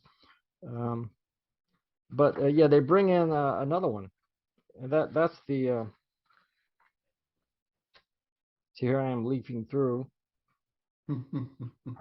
Anyway, this little cute guy, okay? Oh, yeah, he comes along. And I think he's a friend or something. He's a friend of theirs, I think. And he becomes a superhero too whenever their imagination takes over. Yeah. Aren't they darn cute? Huh? They're darn cute, that's for sure. Oh, yeah. Matt's artwork, it's just fantastic. A lot of fun. Wonder how they could handle a hurricane. I bet you they could take care of it. Yeah. Yeah, I have no doubt. But this is wonderful. Even the last panel, this is wonderful because this is late at night, and they go to sleep. They get they're brushing. Okay, look, it's mundane now. They're brushing their teeth and they're going to bed. Do all that. And then we have this. Go to sleep, little cubs. Adventure will find you soon enough. There you go. That's really nice. Look at that. Sleeping and they're dreaming. Nice. Yeah. Of course, in my dreams, I can fly. Yeah. Yeah. And I battle batwing creatures and stuff, but these kids are. Once you start writing that stuff, you're going to be dreaming about it. Yeah. Right. A great job by Matt Decker. And he sent, if you remember Zombie Dave, that was based on a card game. And he has the official rule book of Monkey Empire Royal Dynasty Edition with cards and everything. That you This is can the get, actual I game, guess. the I Murday don't- game, the I don't MAR. see prices or anything on this. He sent it to us with a note that said some of this stuff was materials for his Comic-Con appearances. But I think you can get this and play the game. Actually play I the mean, game. it's an actual game, and Yeah. I mean, this I is don't- incredible. I don't know if he created the game before the comic, or what. But I don't know, but yeah. this tells you it's how to got play the it whole- step by step. It tells you how to play the game and everything. Yeah. It's And you got can the write cards. to Matt and ask him about this. Cheetahmunculus. Yeah, there he is. That's the guy. There I they didn't are. take mine out of the package, but they come in I this had nice little to. package here. The psychic banana. Yeah. So this is great. If you're reading this after the fact. I like this one, Neptune Cornelius, and he looks like Aquaman. Yeah, exactly. Neptune Cornelius. Yeah. So, Well, this little is thing here, and then brilliantly thought out, brilliantly realized. Oh, there we go. Our favorite, the Thor o'clock sock. oh, monkey. the 4 o'clock sock monkey. 4 There you o'clock go. sock monkey is Yeah, in the card game. with a little description at the And bottom. the little booklet even has a place for notes when you play the game. How about that? Yeah, I mean that's Thought really of cool. everything. I mean he's created an Matt entire has thought of universe here. everything, and it's very cool. Now, he also sent us, and these I know were part of his handouts for Comic-Con, so I don't know if these are available or not. This is a Zombie Dave comic collector, and it's got some of the artwork from the Zombie Dave comics in here because it was a handout for shows. And here's some sketch work that he included. Yeah. About that, and shows you how he kind of works on his characters and works on his design. Yeah, it's more information about Zombie Dave, and I like this. The people that he knows, or the characters in Zombie Dave, a lot of it were based on people that he knows. Oh yeah, we've covered that. And in this, here's a picture. Cliff Stormstein was based on John Benner, a friend of his, and here he is, Cliff, portraying, or what is it? What do you call it? Cosplaying as the character he was created to represent. It looks like he has like a coat, a cloak with a collar and everything, and it looks pretty much like the character in Zombie Dave. So John Benner cosplays as the character he inspired, the Master of Magic, Cliff Stormstein. So I got that right, And this is another one handout for Comic-Con conventions. Another handout he included. There's two of these. Yeah, there's two of those. That's where you got the picture of that guy, his friend. Yeah. It was in this one. Yeah. Right, in that one. Now, I don't know whether these are available or he just had a few and sent us these or not. So It looks like he did them along. Maybe he gave them out at that's conventions. 2019, and it was first show. But that's a and pretty he good idea if you go to, if you're at a comic convention. These are good. You walk around, you hand these out, and they'll come over to your table and get the comic. Yeah. Pretty good idea. Excellent self-promotion. Yeah. And this one, Zombie Dave Comic Collector, this is volume 1, issue 1. He has a preview of issue number 4. Yeah. With the other version of Cheetahmunculus, the more kind and gentle version. And yep. Yeah, so we do know that it went to issue 5, and it's one of our favorite comic book series. Oh yeah. Just And a if you terrific haven't series. seen his And, interview with us, look that up on our channel and, yeah. you know, take I a mean, look at it. this stuff looks great, but when it was in full color, when it Oh. finally came to print, this Yeah. is a good sneak preview. But when he went to full color, Yeah, it was really neat. really awesome. Yeah. And totally bowled us over. We're huge fans, Matt. Yeah. You know this, Good right? stuff. Just good stuff. Especially, Yeah. there's some more cards here. Yeah, there are. There's some more cards here, and I don't know. I think Major these are just Fabulous. handouts also. Yeah, I suspect. Oh, Now our these are favorite cool. character. Where's he? Let me Yeah, get these him are on. cool because they There are he is. Major Major Fabulous. Fabulous. Our favorite. Our favorite guy. He's Major always looking the Fabulous is bad in guy here. You whose can get name a is card, Richard. and it's got information on the back. Yeah. And you have to ask Matt for these cards because I don't know the story on the cards exactly. It says here Major Fabulous was booted from the military under its don't ask, don't tell policy. Remember that? Eddie Fabulous took his experience as a top-tier U.S. commando to Parasol Dynamics as his security chief. Forced to resign by a corrupt executive, he then formed his own all-gay action hero, the Screaming Marys. The Screaming Marys, who deal out social justice and fashion tips. I mean, it's important that you have social justice and Social fashion tips. Yeah. With deadly I accuracy think if you and don't style. have both, you don't have Major Fabulous. Right, and he was, of course, looking for the bad guy whose name was Richard, and so therefore they call him Dick. So he was looking for Dick. Yeah, Major Fabulous was looking all the for time. Dick. I'm being careful. I'm being really careful. But yeah, these are wonderful. Yeah, great. Larned saying, "Don't go too far." I know. But this is Will Bishop. Yeah. Oh yeah, that's the main character there. That's Will. Yeah. Will Bishop, who's facing. And it'll tell you in the books what happened to his face. You got to get the books, and it'll tell you. Get the books. It'll tell you a lot on the back. Yeah. But these cards are super cool. Billy Bishop is his son and probably the best friend of Zombie Dave. Yeah. Billy.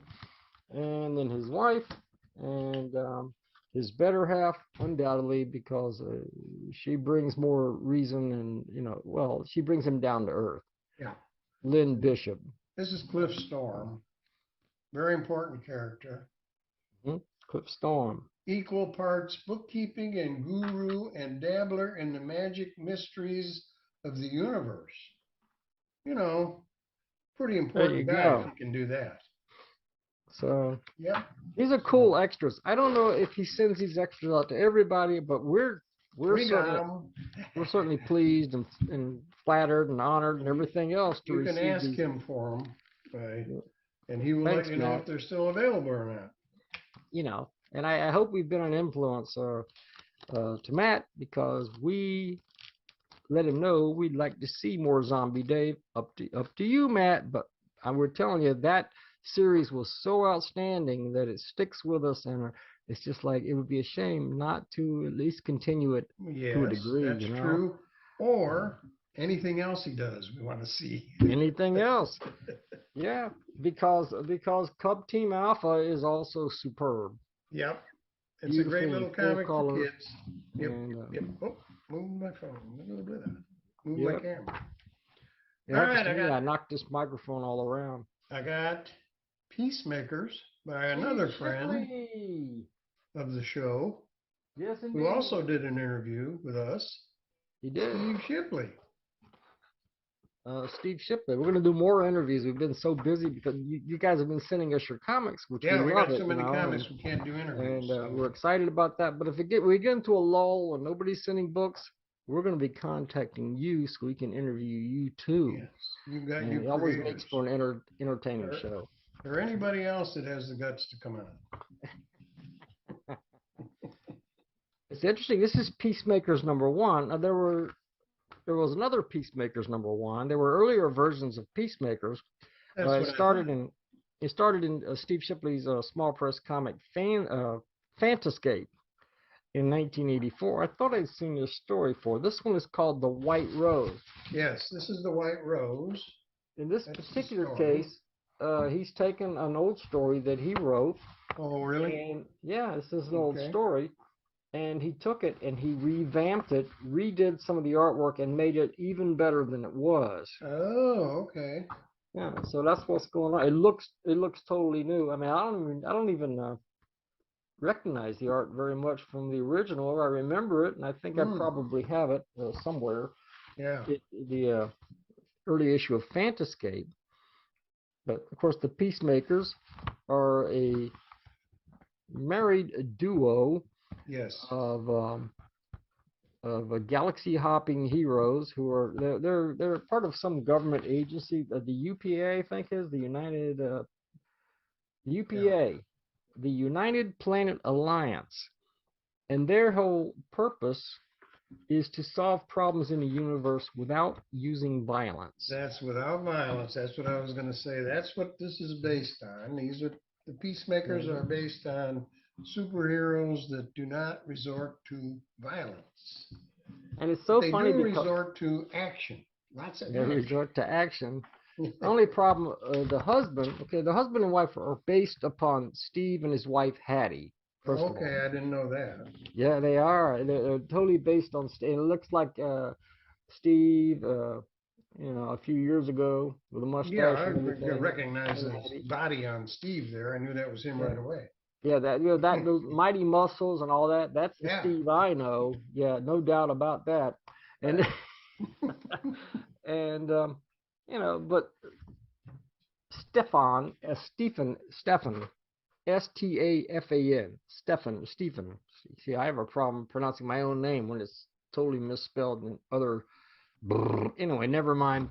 But Stephen, he tends to go a little rogue.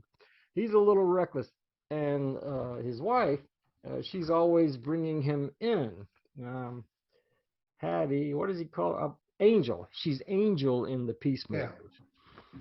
So that's a statement. He loves his wife. She's an angel to him, and she always keeps him from going too far. Yeah.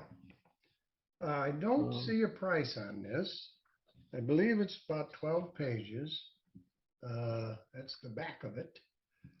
I do not see a price, so you'll have to contact Steve and find out the price. And of course, classic Steve Shipley info will adventure be in the description below this also. But you might have to contact him. Yeah, you can see Stephen already losing his cool here, and there she is. Saying, "Cool down. There's another way to solve this." Yeah, that's a continuing thread throughout the entire series. I think I actually wrote one of those Peacemaker stories sometime. Did you? Steve might remember, but he used to do it for pizzazz, and there were a lot of issues. Talking about comics for kids, there's another one. This is a great comic for kids. There's nothing in there that would upset a kid. Yeah, there's no excessive gore, no excessive violence, nothing, no offensive language, and just straight ahead adventure. And it's cool because we all know that anybody can solve problems with violence which breeds more violence. Without violence, but to solve a problem without violence by using reason and other, difficult. Yeah, it is a lot more difficult, and that's what Steve is trying to say here. Yeah. We don't have to all fight and destroy each other. We can help each other to be better. And I think that's what Steve is trying to say, and has been trying to say all along. Oh, I think so for sure. Okay, what do you got next? I'll dig in my pile. I just got this one. Oh, okay, yeah, we just got from Tom Felrath. We both got this today. You got this today as well, right? Yeah, we both got it today. Yeah, okay. Tom Felrath. And of course, this is issue number 6 of Counting the Days. Hologram. Yeah. Who literally is a living hologram. Yes, the guy is a hologram, and it's very difficult to be a hologram. Right. And you'll see that in this issue. his wife is just not happy about him Yeah. being a see-through guy.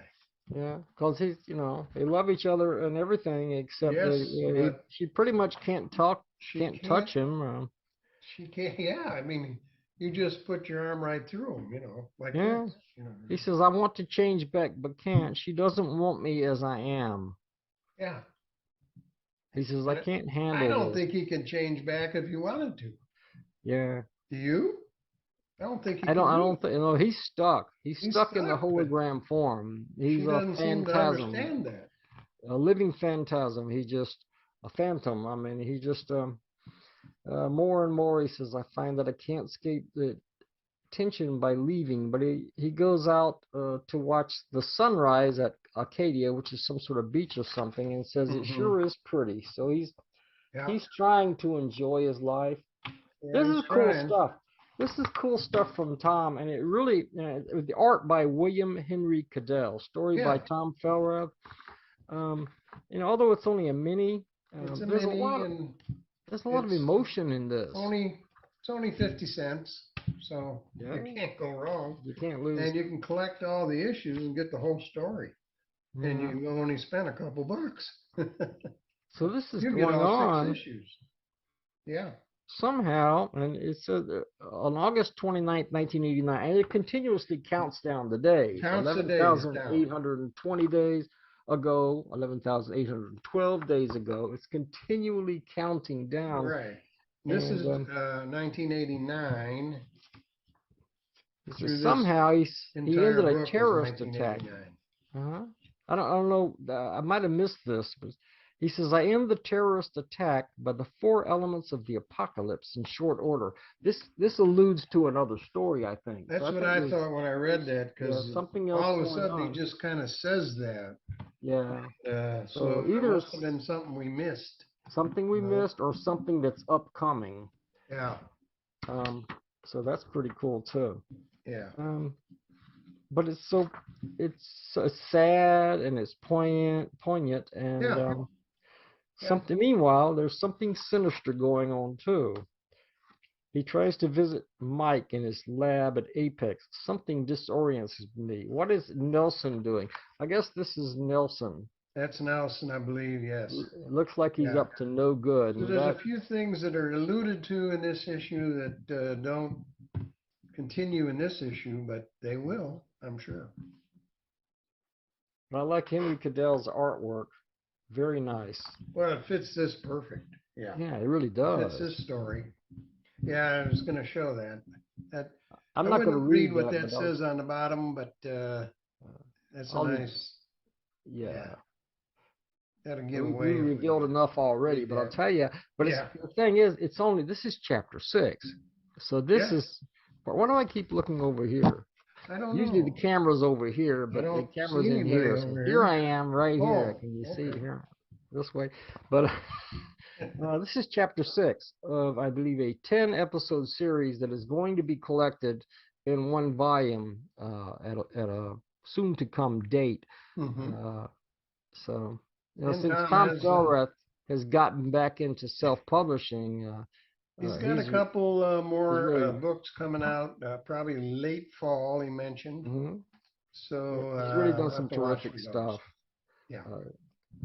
All right, let's go to something else. There is something else here. It's pretty horrendous. Oh, horrendous. This is pretty cool, just in time for Halloween. I think these come out quarterly, so this was the Halloween quarter. Okay. Yeah. So this is awesome. John Muller. Yep. John Muller, who recently joined the UFO. Oh, yeah, that's right. I heard that. Yeah.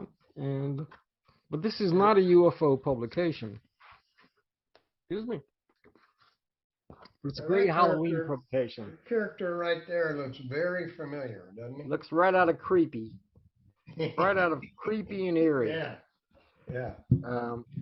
A creepy looking dude introduces the issue. Editor's note. So there's a number of stories. Yeah, There's artwork by different people that, well, Rusty Gilligan's in there somewhere. Yeah. Other people, Brett Weiss, Enrique Lopez. It says, joining me in a 4th consecutive year, he says, appearing in this anthology is Yvette Bechet. Looks like Bechet. So she's in there too, and he has a. This is the first story. And this looks like the cover, except this is the last page of the first story. Yeah. He did it a little different. The story just starts off, and then you get to the end and you see the cover page. Yeah, and I have to go back and look at the contents page because it tells you which stories done by who and whatever. But yeah, it's got right tells there. You who did it. It tells you on that page, the page you were just showing. On the contents page. Art and story Tom by Travers did the Harrowing Harvest. Tom Travers. Now this is apparently looks like obviously this was intended to be given out at conventions, and so you have sketch pages. Well, those sketch pages are throughout the book. Right, and I think it's for the various artists. Well, you can copy what the guy did on the other page. You know, take and draw your own sketches if you want to. But put your own story in the book. But yes, there's a number of blank sketch pages throughout the book. Yes. I like this guy, Tom Travers. I like his artwork. It's nice, some nice line work here. There's all kinds of very exciting, dynamic. I like the lines in this. It's very good. Really good inking. It's not like too much or whatever. It's just a deft amount of line work. It makes it look kind of classic.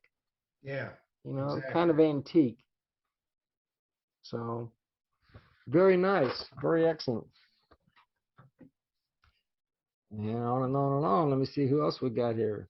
Enrique Lopez. I was just looking for the price on this, and there it is, right there. Oh, there it is. Yeah. Whatever that says is the price. Maybe you have to. Yeah, that's the price. You have to read that with your barcode eyes. There's a QR code here. It might tell you. I don't know. If you go with the QR code, you might be able to figure that out. I'm still old fashioned, so I'm still getting used to QR codes and stuff. But I know you're supposed to scan them. I do have a program on my phone to scan these. Here's a cool story by Brett Weiss called Warden. Some neat artwork. Cool story. Some nice artwork. Yeah. Oh yeah, that's the one I was just looking at. Brett Weiss. Isn't that neat? Yeah. Very cool. Sort of a barbarian story. I think he's kind of a barbarian type guy definitely. Take your head off. You don't like him, you're a goner. So your head. Yeah. But nice, very nice barbarian artwork here. Yeah. I am the warden of this sector. I have people to protect. He says, I'm on my own. The magical and unusual events happen once or twice a year, but as people find out about what can be done in this new world, they believe too, and now I am on call. So he is a warden. He has to take care of this particular planet. And I guess they need one because they have various monsters and creatures menacing the planet. But he's always there to take on all comers. You see him right there. Yeah, there he is. Lots of tough job.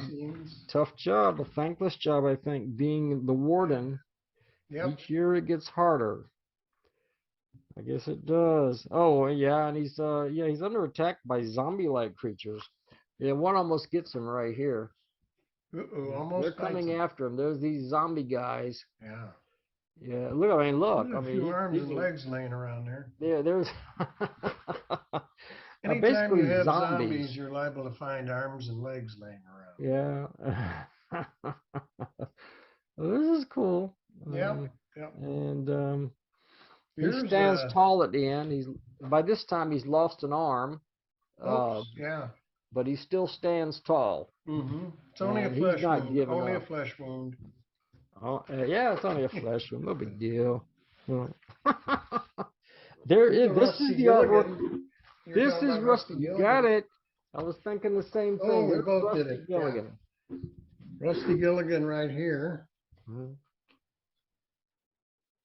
Nice illo of the Frankenstein monster. Now, when I was a kid, that was my favorite movie, Frankenstein. You know, they would re-release it in the shows. You know, it was made in the 30s or early 30s, but Sure. they would re-release it at the theater, and all the kids would go see Frankenstein. I like Frank. Yeah, I saw all of those movies when I was a kid on TV, on black and white TV. Oh yeah, they were on. Yeah. Of course, yeah, it was on You know, there. being extremely old geezer, like we didn't have, believe it or not, kids, we didn't have internet back in those days. We didn't even have color television. I had a big black and white TV in my house. Mm-hmm. They ran on tubes and weighed about 2 tons. Yep. And Console TVs. And you got Yeah, like they were a 4 piece of channels. furniture. And sometimes they would show classic horror movies, Universal movies and stuff. And I saw all the early Frankenstein. Oh, yeah. Frankenstein Meets the Wolfman. I distinctly remember seeing that one for the first time and going like, yeah, man, this is it. This is awesome. I still remember some of the lines from Frankenstein. Those are memorable lines. Yeah. Yeah. It's alive! It's alive! It's alive! And Bride of Frankenstein was even better. When I saw that, that was a revelation. That was like, whoa, yeah, the hair. The hair. Yeah. Yep. Of course, if you walked on the street these days, nobody would even take a second look. Normal. You know, it's just somebody with big hair, you know, but yeah. that was Same with Lancaster. Frankenstein, big pipe through his neck. Nobody paying attention. Yeah, no big deal. Yeah. I love those movies. I have many of them somewhere over here on some Blu-rays. Oh, do you? Yeah. Yeah. The Universal, the classic Universal movies, you know, they can remake them, they can do whatever they want, but they're never going to top. Never as good as the original. Never going to be the same. Nope. So there's all kinds of stuff in here.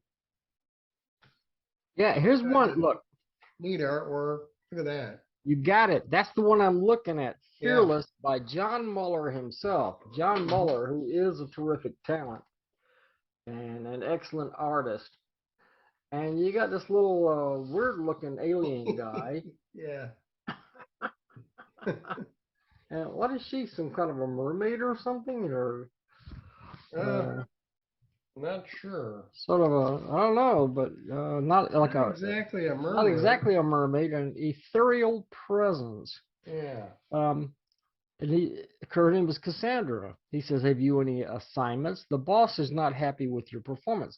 So the weird-looking little 3-eyed antenna fanged guy is actually a member of a group of scary people. They're called Scare. Yeah. It is right here. Yes. And there they are. Yep, that's them. Yeah, and it is the superhuman creature and abomination resource entity.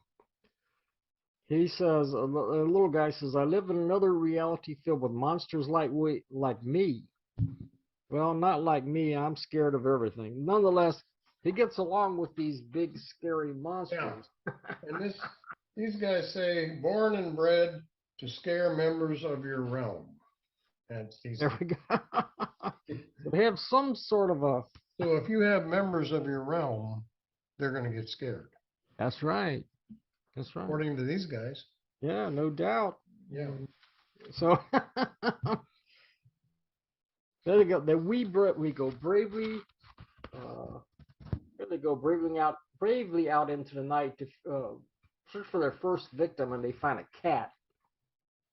But it scares our pal here. I'm not even sure what his name is, but it scares him more than the cat is scared. So now here's a good idea.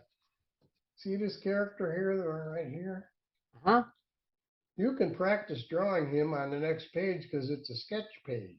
That's right. So you would learn a lot if you wanted to learn how to draw monsters by drawing that guy. And apparently this demonic figure is the head of the scare Yeah, team. I think so. You have failed us for the Oh. last time. Uh-oh. So you can almost hear it in James Earl Jones' Darth Vader voice. You Yeah. have failed us for the last time. You were warned. So And then you know, clonk. tears up his license to scare. Yeah. So what's he going to do now? Well, I don't know. Wait for the next issue. And John Muller has said that this, like I said, this is not a UFO issue. He just joined the UFO. I'll just say very quickly that he does promote the UFO in Yeah, I there. was going to say, it's right back here. Right here, he has the UFO checklist and everything, but he just did that out of the kindness of his heart, and I appreciate it, John. Mm-hmm. And glad to have you on board. But he's got something else in the works. He's got something else in the works for the next year or so. Oh. Not, and this one's based on the other 3 issues of this right here. That's right, 3 previous issues. Yeah. But he's got something new up his sleeve. Something new coming? Well, these you can get right now. Right. He probably got these. His information will be down below. Yeah. A great book. And big. It's big. Great big thing. Nice, thick, full color. Mostly not full color, but color. No, it's not full color, but it's big. And quality artwork and writing throughout. I don't see a page count, but lots of stuff in here to look at. Couple stories, everything. So great job, the cover John. is just great. Glad to make your acquaintance, John. We're gonna be watching you. All right, let's see what we got here. Okay, here's one. Now, Joe Eli, I guess it's Eli Carrales. Yeah, we may not pronounce that right. Carrales, I think is how you pronounce it, but Joe Eli or Eli Carrales sent us 3 issues of Mary Selinsky and the Wonder Kitty. And the Wonder Kitty. I haven't had a chance to read all 3. I did read the first one. I read the first one also. Yeah, they have beautiful covers. It's full color. This thing is full color, as are the other 2 issues we'll show you. Full color Full throughout. color. And of course, the first issue is good because it's the origins of these girls. Right. Their story. And it's very, very, very detailed. Yep. Joe puts in all the details that you would want. I mean, it's very, very detailed. Mm-hmm. And these particular ladies happen to work in a newsroom. What is it, a newspaper? Well, see, that's what they wanted to do from college on. They had a couple other jobs. They didn't start out that way. No, they had a couple newspaper offices of the Lion Gazette. They had a number of jobs. Yeah, and didn't do like well. 6 jobs that each lasted a month each. Yeah. So they just weren't making it in wasn't life. what they wanted, and finally they get to be the reporters. That's what they want to do. I think they end up working in the mailroom or something. Isn't that right? I read this a couple of days ago too, but yeah, they start out working in the mailroom.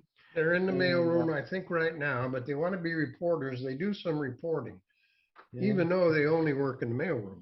Yeah, at one point they were working. They're just trying to get their feet in the door. So at one point they were washing the windows in the building. Trying to do a little of everything. Whatever it takes to get your foot in the door. That's right. I mean, sometimes that's what you got to do. But then they do some reporting, and without giving too much away, you can see there's a flying saucer involved here. Yeah, that gets in there somewhere. Yeah, and they run into that. And that kind of changes things for them, big time. Side note: before that, there's a battleship and a little Top Gun. I just want to throw that in. Little Top Gun there, yeah. Little Top Gun, because it's a cool page. Okay, so I just wanted to. If you get through this, you're gonna not want to miss out on this cool artwork. But yeah.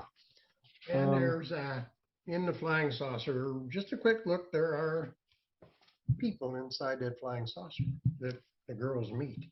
There's one guy in particular. Yeah. And, that let me guy. see here. The guy here with the purple Yeah. shirt and the lightning strike. And he speaks perfect English. I like that. Oh, Because, okay. not a lot of space aliens speak perfect English. right. This guy does. And but they can't pronounce his name or whatever, so they decide to call him Steve. Steve, yeah. So Named this is after you, Steve. wasn't he? Yeah, he was named after me. That's what Yeah, I that's thought. me. That's before I grew the mustache back, Yeah, that's before the mustache and the Yeah. glasses, as a matter of fact. So they become good friends with this guy, and what happens? Well, he ends up. They end up getting superpowers.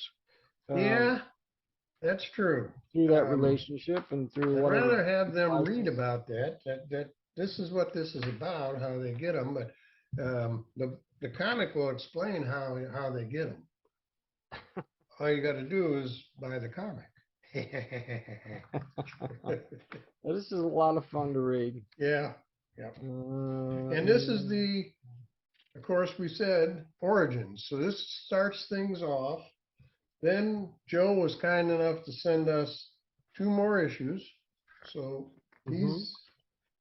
he's rolling along, and this is issue 2 right here. Now we have 2 and 3, yeah. And we have 3. And once again, lots of storytelling in here about the girls. Nikki becomes the Wonder Kitty. This would be Nikki, the Wonder Kitty here. Yeah. I got that right. I'm on the right page, but I'm on the wrong page. There she is, but she can transform into a cat. Yeah. Is that in issue 2? Mm-hmm. It is. This is issue 1. Now I haven't had did you read all 3 issues? I haven't had a chance to. No, I haven't had a chance to read through the other 2, but I was wondering, is that where you saw that? Where did I see that? This is in issue 1, so I'm concentrating on issue 1 because that's the one I've had a chance to read. But we're looking forward to the rest. I keep looking at this this newspaper publisher guy, and I kept thinking, sure, we're right here. I keep looking at this guy. For one thing, you'll notice he's always looking to the left. Mm-hmm. In every single panel, he's looking to the left. I guess all that's where the action is. So but he looks like, and I was thinking, this looks like Jackie Coogan, who played Perry White in the Christopher Reeve Superman movies. That's who this looks like. And here he is. He's a publisher of a newspaper type publication. And I think that's who that's based on. At least that's what it looks like to me. Could be totally wrong, but that's what Now, is that the big boss they talk about? He's the big boss? Yeah, the big boss at the newspaper. Yeah, okay. So yeah, he's the just now, all these guys kind of look kind of young to be the big boss, but he is, I think that's the guy. He runs the newspaper. Yeah. And anyway, I was looking at issue 2 is called the Prisoner Agenda. Okay. Prisoner Agenda Part 1. Part 2. Well, there's Part 1 and Part 2. Part 1, I think, was in number 1, if I'm not mistaken. I think Part 1 is in number 2. Maybe. And Part 2 is in number 3. No, here's Origins Part 2. That's what confused me. And this is the Prisoner Agenda Part 2.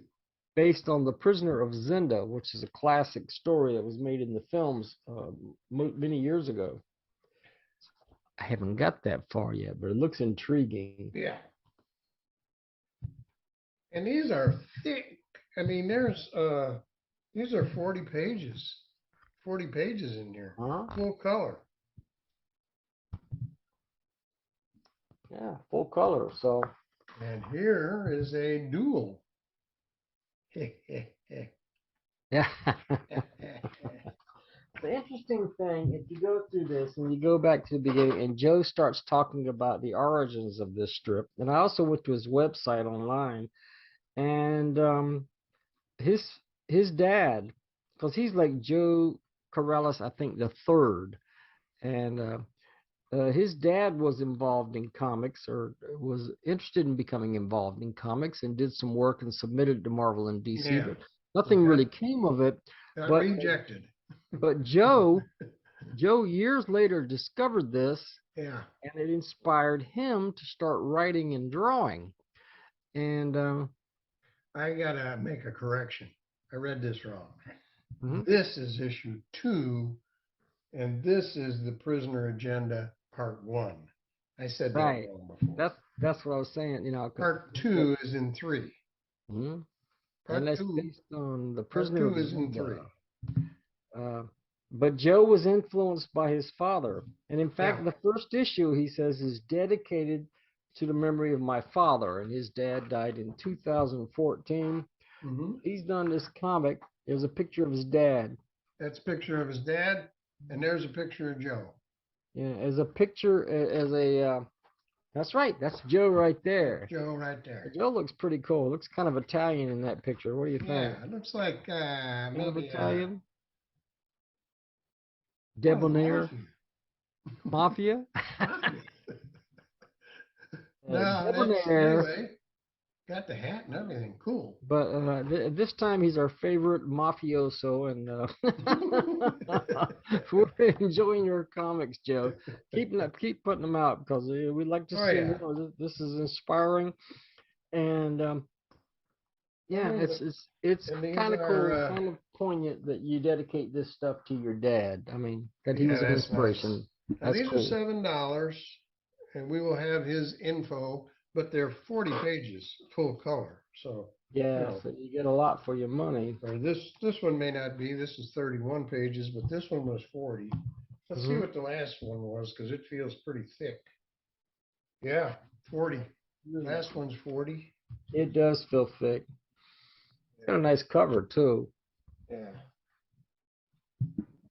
You Yeah, I can see think all this kinds one- of mystery and intrigue in that. Yeah, I was looking at that. Yeah. Hmm. I want to smell it. I can't help it. I like to smell old comics. I got to smell smell zines. Oh. Unfortunately, I have allergies, so I can't smell a thing right now. I'm all stopped up. But if you're lucky and you get a copy of this, smell it. Okay. Just because I said so. If you say smell it, You might enjoy it. It's not or you can newsprint. wear it. You can wear it or You can do smell it. that. Yeah, One you or can the do other. that. Yeah, you can put it behind you like this. Oh yeah. But Next to you. Whatever. nothing smells better than old newsprint comic books. That's Yeah, a that's fact. true. I like that. That's a fact. Yeah. Pick up that's any old true. Marvel comic from 1960s. Ah, it's heaven, man. Now But here's one that you're probably not going to know much about, but this is the I seen that UFO one. Yeah, I don't know anything TF about it. newsletter. What the heck? I totally forgot about that one. And who did the cover? John Muller. Our Yeah. pal John Muller. Yeah. And How here about he is that? in full color. Beautiful. Yeah. So, and the back cover was by Rob Cooley. And this right here is why Steve can't get enough time to do these shows with me, Right, because he's doing this. Yeah, and it's pretty thick, and it takes a lot of work. It takes a lot of work, and I put this out every 2 months. 70 pages. 70 pages. Right 76. There. Huh? 76 Is pages. it 76? Yeah, it is. The last couple don't have numbers, maybe. I left, because they're covers, so I want them to look nice. I didn't want to put numbers on there. Oh, okay, yeah. Anyway, 76 pages and 76 trombones also.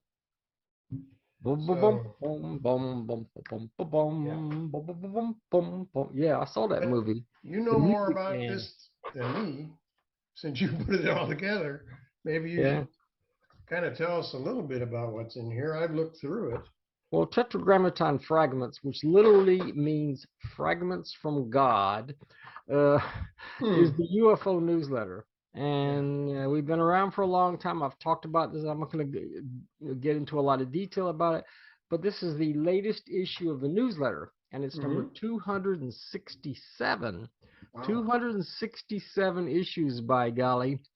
I wasn't the chairman for all of them. We've had different chairmen over the years, but I published. I was chairman back in the early 1970s, and I'm chairman again now. Let's put that in a nutshell. But it's got columns and comics and stuff. Here's that same cover by John Muller.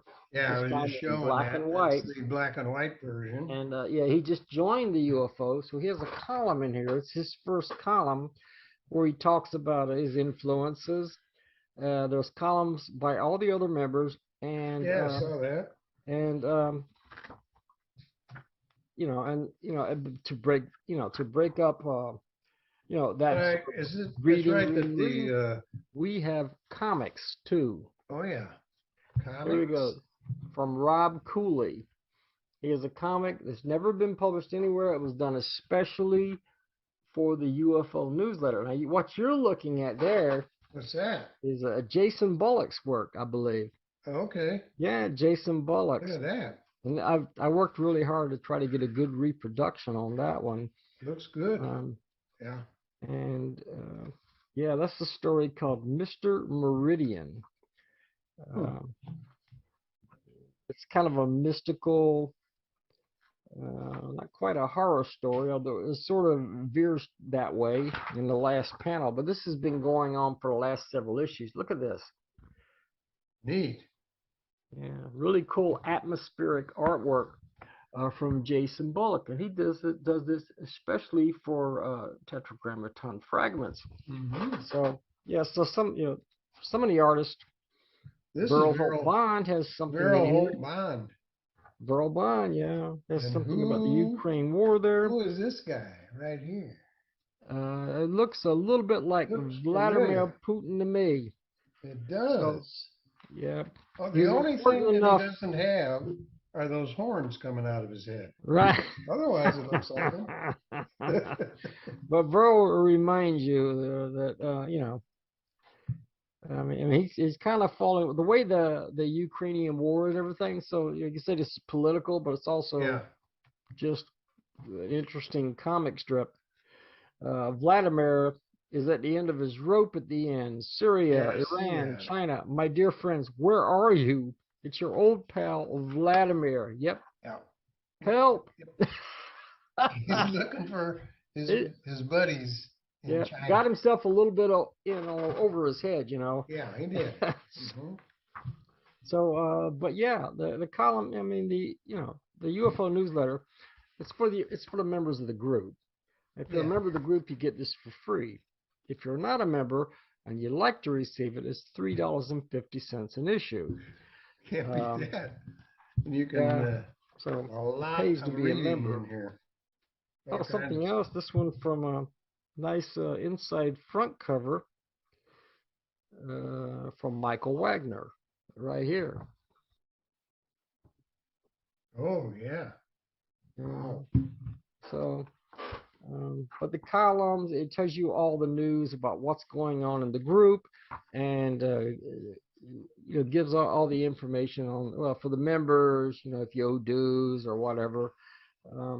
But I try to make it, a nice, attractive, entertaining zine for just anybody. It's very well done. I can tell you that. Yeah. Well, I appreciate that. And if you, like I say, if anybody wants to order a copy, if you're not a member, it's $3.50. If you join the group, you can actually join the co-op by sending copies of your most recent print zine. Once you're in the group, you have to be voted in. Then it's $20 a year of membership, which is quite a deal considering all you get. Not just this, but all the. And don't you have to publish at least once a year? You have to publish a UFO zine once a year with the UFO symbol on the front cover. You have to contribute once every 4 months. That's it. A column to the UFO newsletter. It's really easy to be a member. Yeah. And so that's why we've got a lot of cool people in the group, like, Kurt Erickson and Larry Johnson and All the people that lots of them send their artwork into our show. David Oliver I mean, their King, who comics. just rejoined. And, Yeah. which So is I, great. my thing about being, on this show, I don't really want to hype the UFO. I want to concentrate on other people's publication, this great stuff that is out there. But this is a nice group. If But this anybody wants helps, to join, this will show you some things that we may not know about because there's a list of publications in here, right? right in the back, so you can find more comics to read. That's another thing. If you're a member of the group and anybody in the group publishes anything, you get copies of their comics and zines free. You get free copies. Yeah. Of course, if you're a member, you want to mail out your copies also to everyone in the group. And but it's worth it. That's why I've been involved with it for 51 years or more. I've been involved with this group. Wow. I've enjoyed being a member all along. I think I'll stay chairman for maybe another year if they vote me in at the end of this. But after then, I want to take a break. I'm supposed to be retired, and here I am working my rear end off in the pharmacy, and so busy. I'd really like to have more time off and more time to spend on small press comics and stuff. But I think I'll stay chairman for another year, and then we'll have a vote and see who else wants to take over. A lot of other fine people have been chairman of the group. Jim Main, Rob Imes, Kurt Erickson. Over the years, there've been a lot of really fine chairmen. And, until you. And then I came along, and everything fell apart. That's no. So yeah. So, but I think I'll do it for another year. Okay. Well, we have wrapped it up. And let's see, you are leaving town, so you won't be back for a little while. That's right. Everything depends on this storm. Yeah, right. Supposedly, I'll be catching a plane. I think you'll be Monday morning at 8 a.m. I'll be over by Monday. Okay. You should be all over. It should. Everything. Hopefully, got my fingers crossed. Everything's going to work out, and I'll be in California for a week. I will make a video or two from there. Yeah. We're not going to do the show from there, but I'll be going to visit my friend. I have a friend, Irene, who lives there. She's a special friend, and my daughter Kathy will also be there visiting, and that's gonna be a fun time. Yeah, that'll be great. But we did want to get one more show in before I'm gone. Yeah. And then I think we will try to get a show in before Halloween, won't we? Oh, absolutely. Once I get back, we should give it because I'll be back October 7th. Give me a day or two to relax, and we'll get we'll see what we have by then, what we have to do. But it'd be nice to have a show, kind of a Halloween theme show. So if you have comics that it's a good idea, have a Halloween theme, now would be the time to send them, like this one. Like John Muller did. Yeah. So, like that. Right. So if you have something like great that, zine, send them along. One to Steve, one to me. Unfortunately, that's the only way we can do it. You got to send two. But that would be great. And other than that, make sure you subscribe to the channel and hit the bell notification so you know when we come on. Yeah, don't stop sending zines. I'm out of town, but I'm not out of the network. I mean, I'm still in the loop. Yeah. And you're not out of your mind either. You should be fine. Yeah. But I was going to say, we like comments also on the videos. After I do the editing of the video, I post it, and then we answer any comments that you make. Just the clean ones, but I mean, any comments that you make, for the most part, we answer. So make them as disgusting as you want, okay? Yeah. So if we can edit those, and yeah, we can edit it and make it sound wonderful. Yeah. So yeah. So I think we're wrapping it up. Hope everything goes fine for you, Steve, in the weather department. So I think you'll be fine. Just wear your life jacket tonight. That's All I right. can say. I have a ton of superheroes supporting me here. Yeah. All right. We're going to say goodbye. Goodbye. Adios.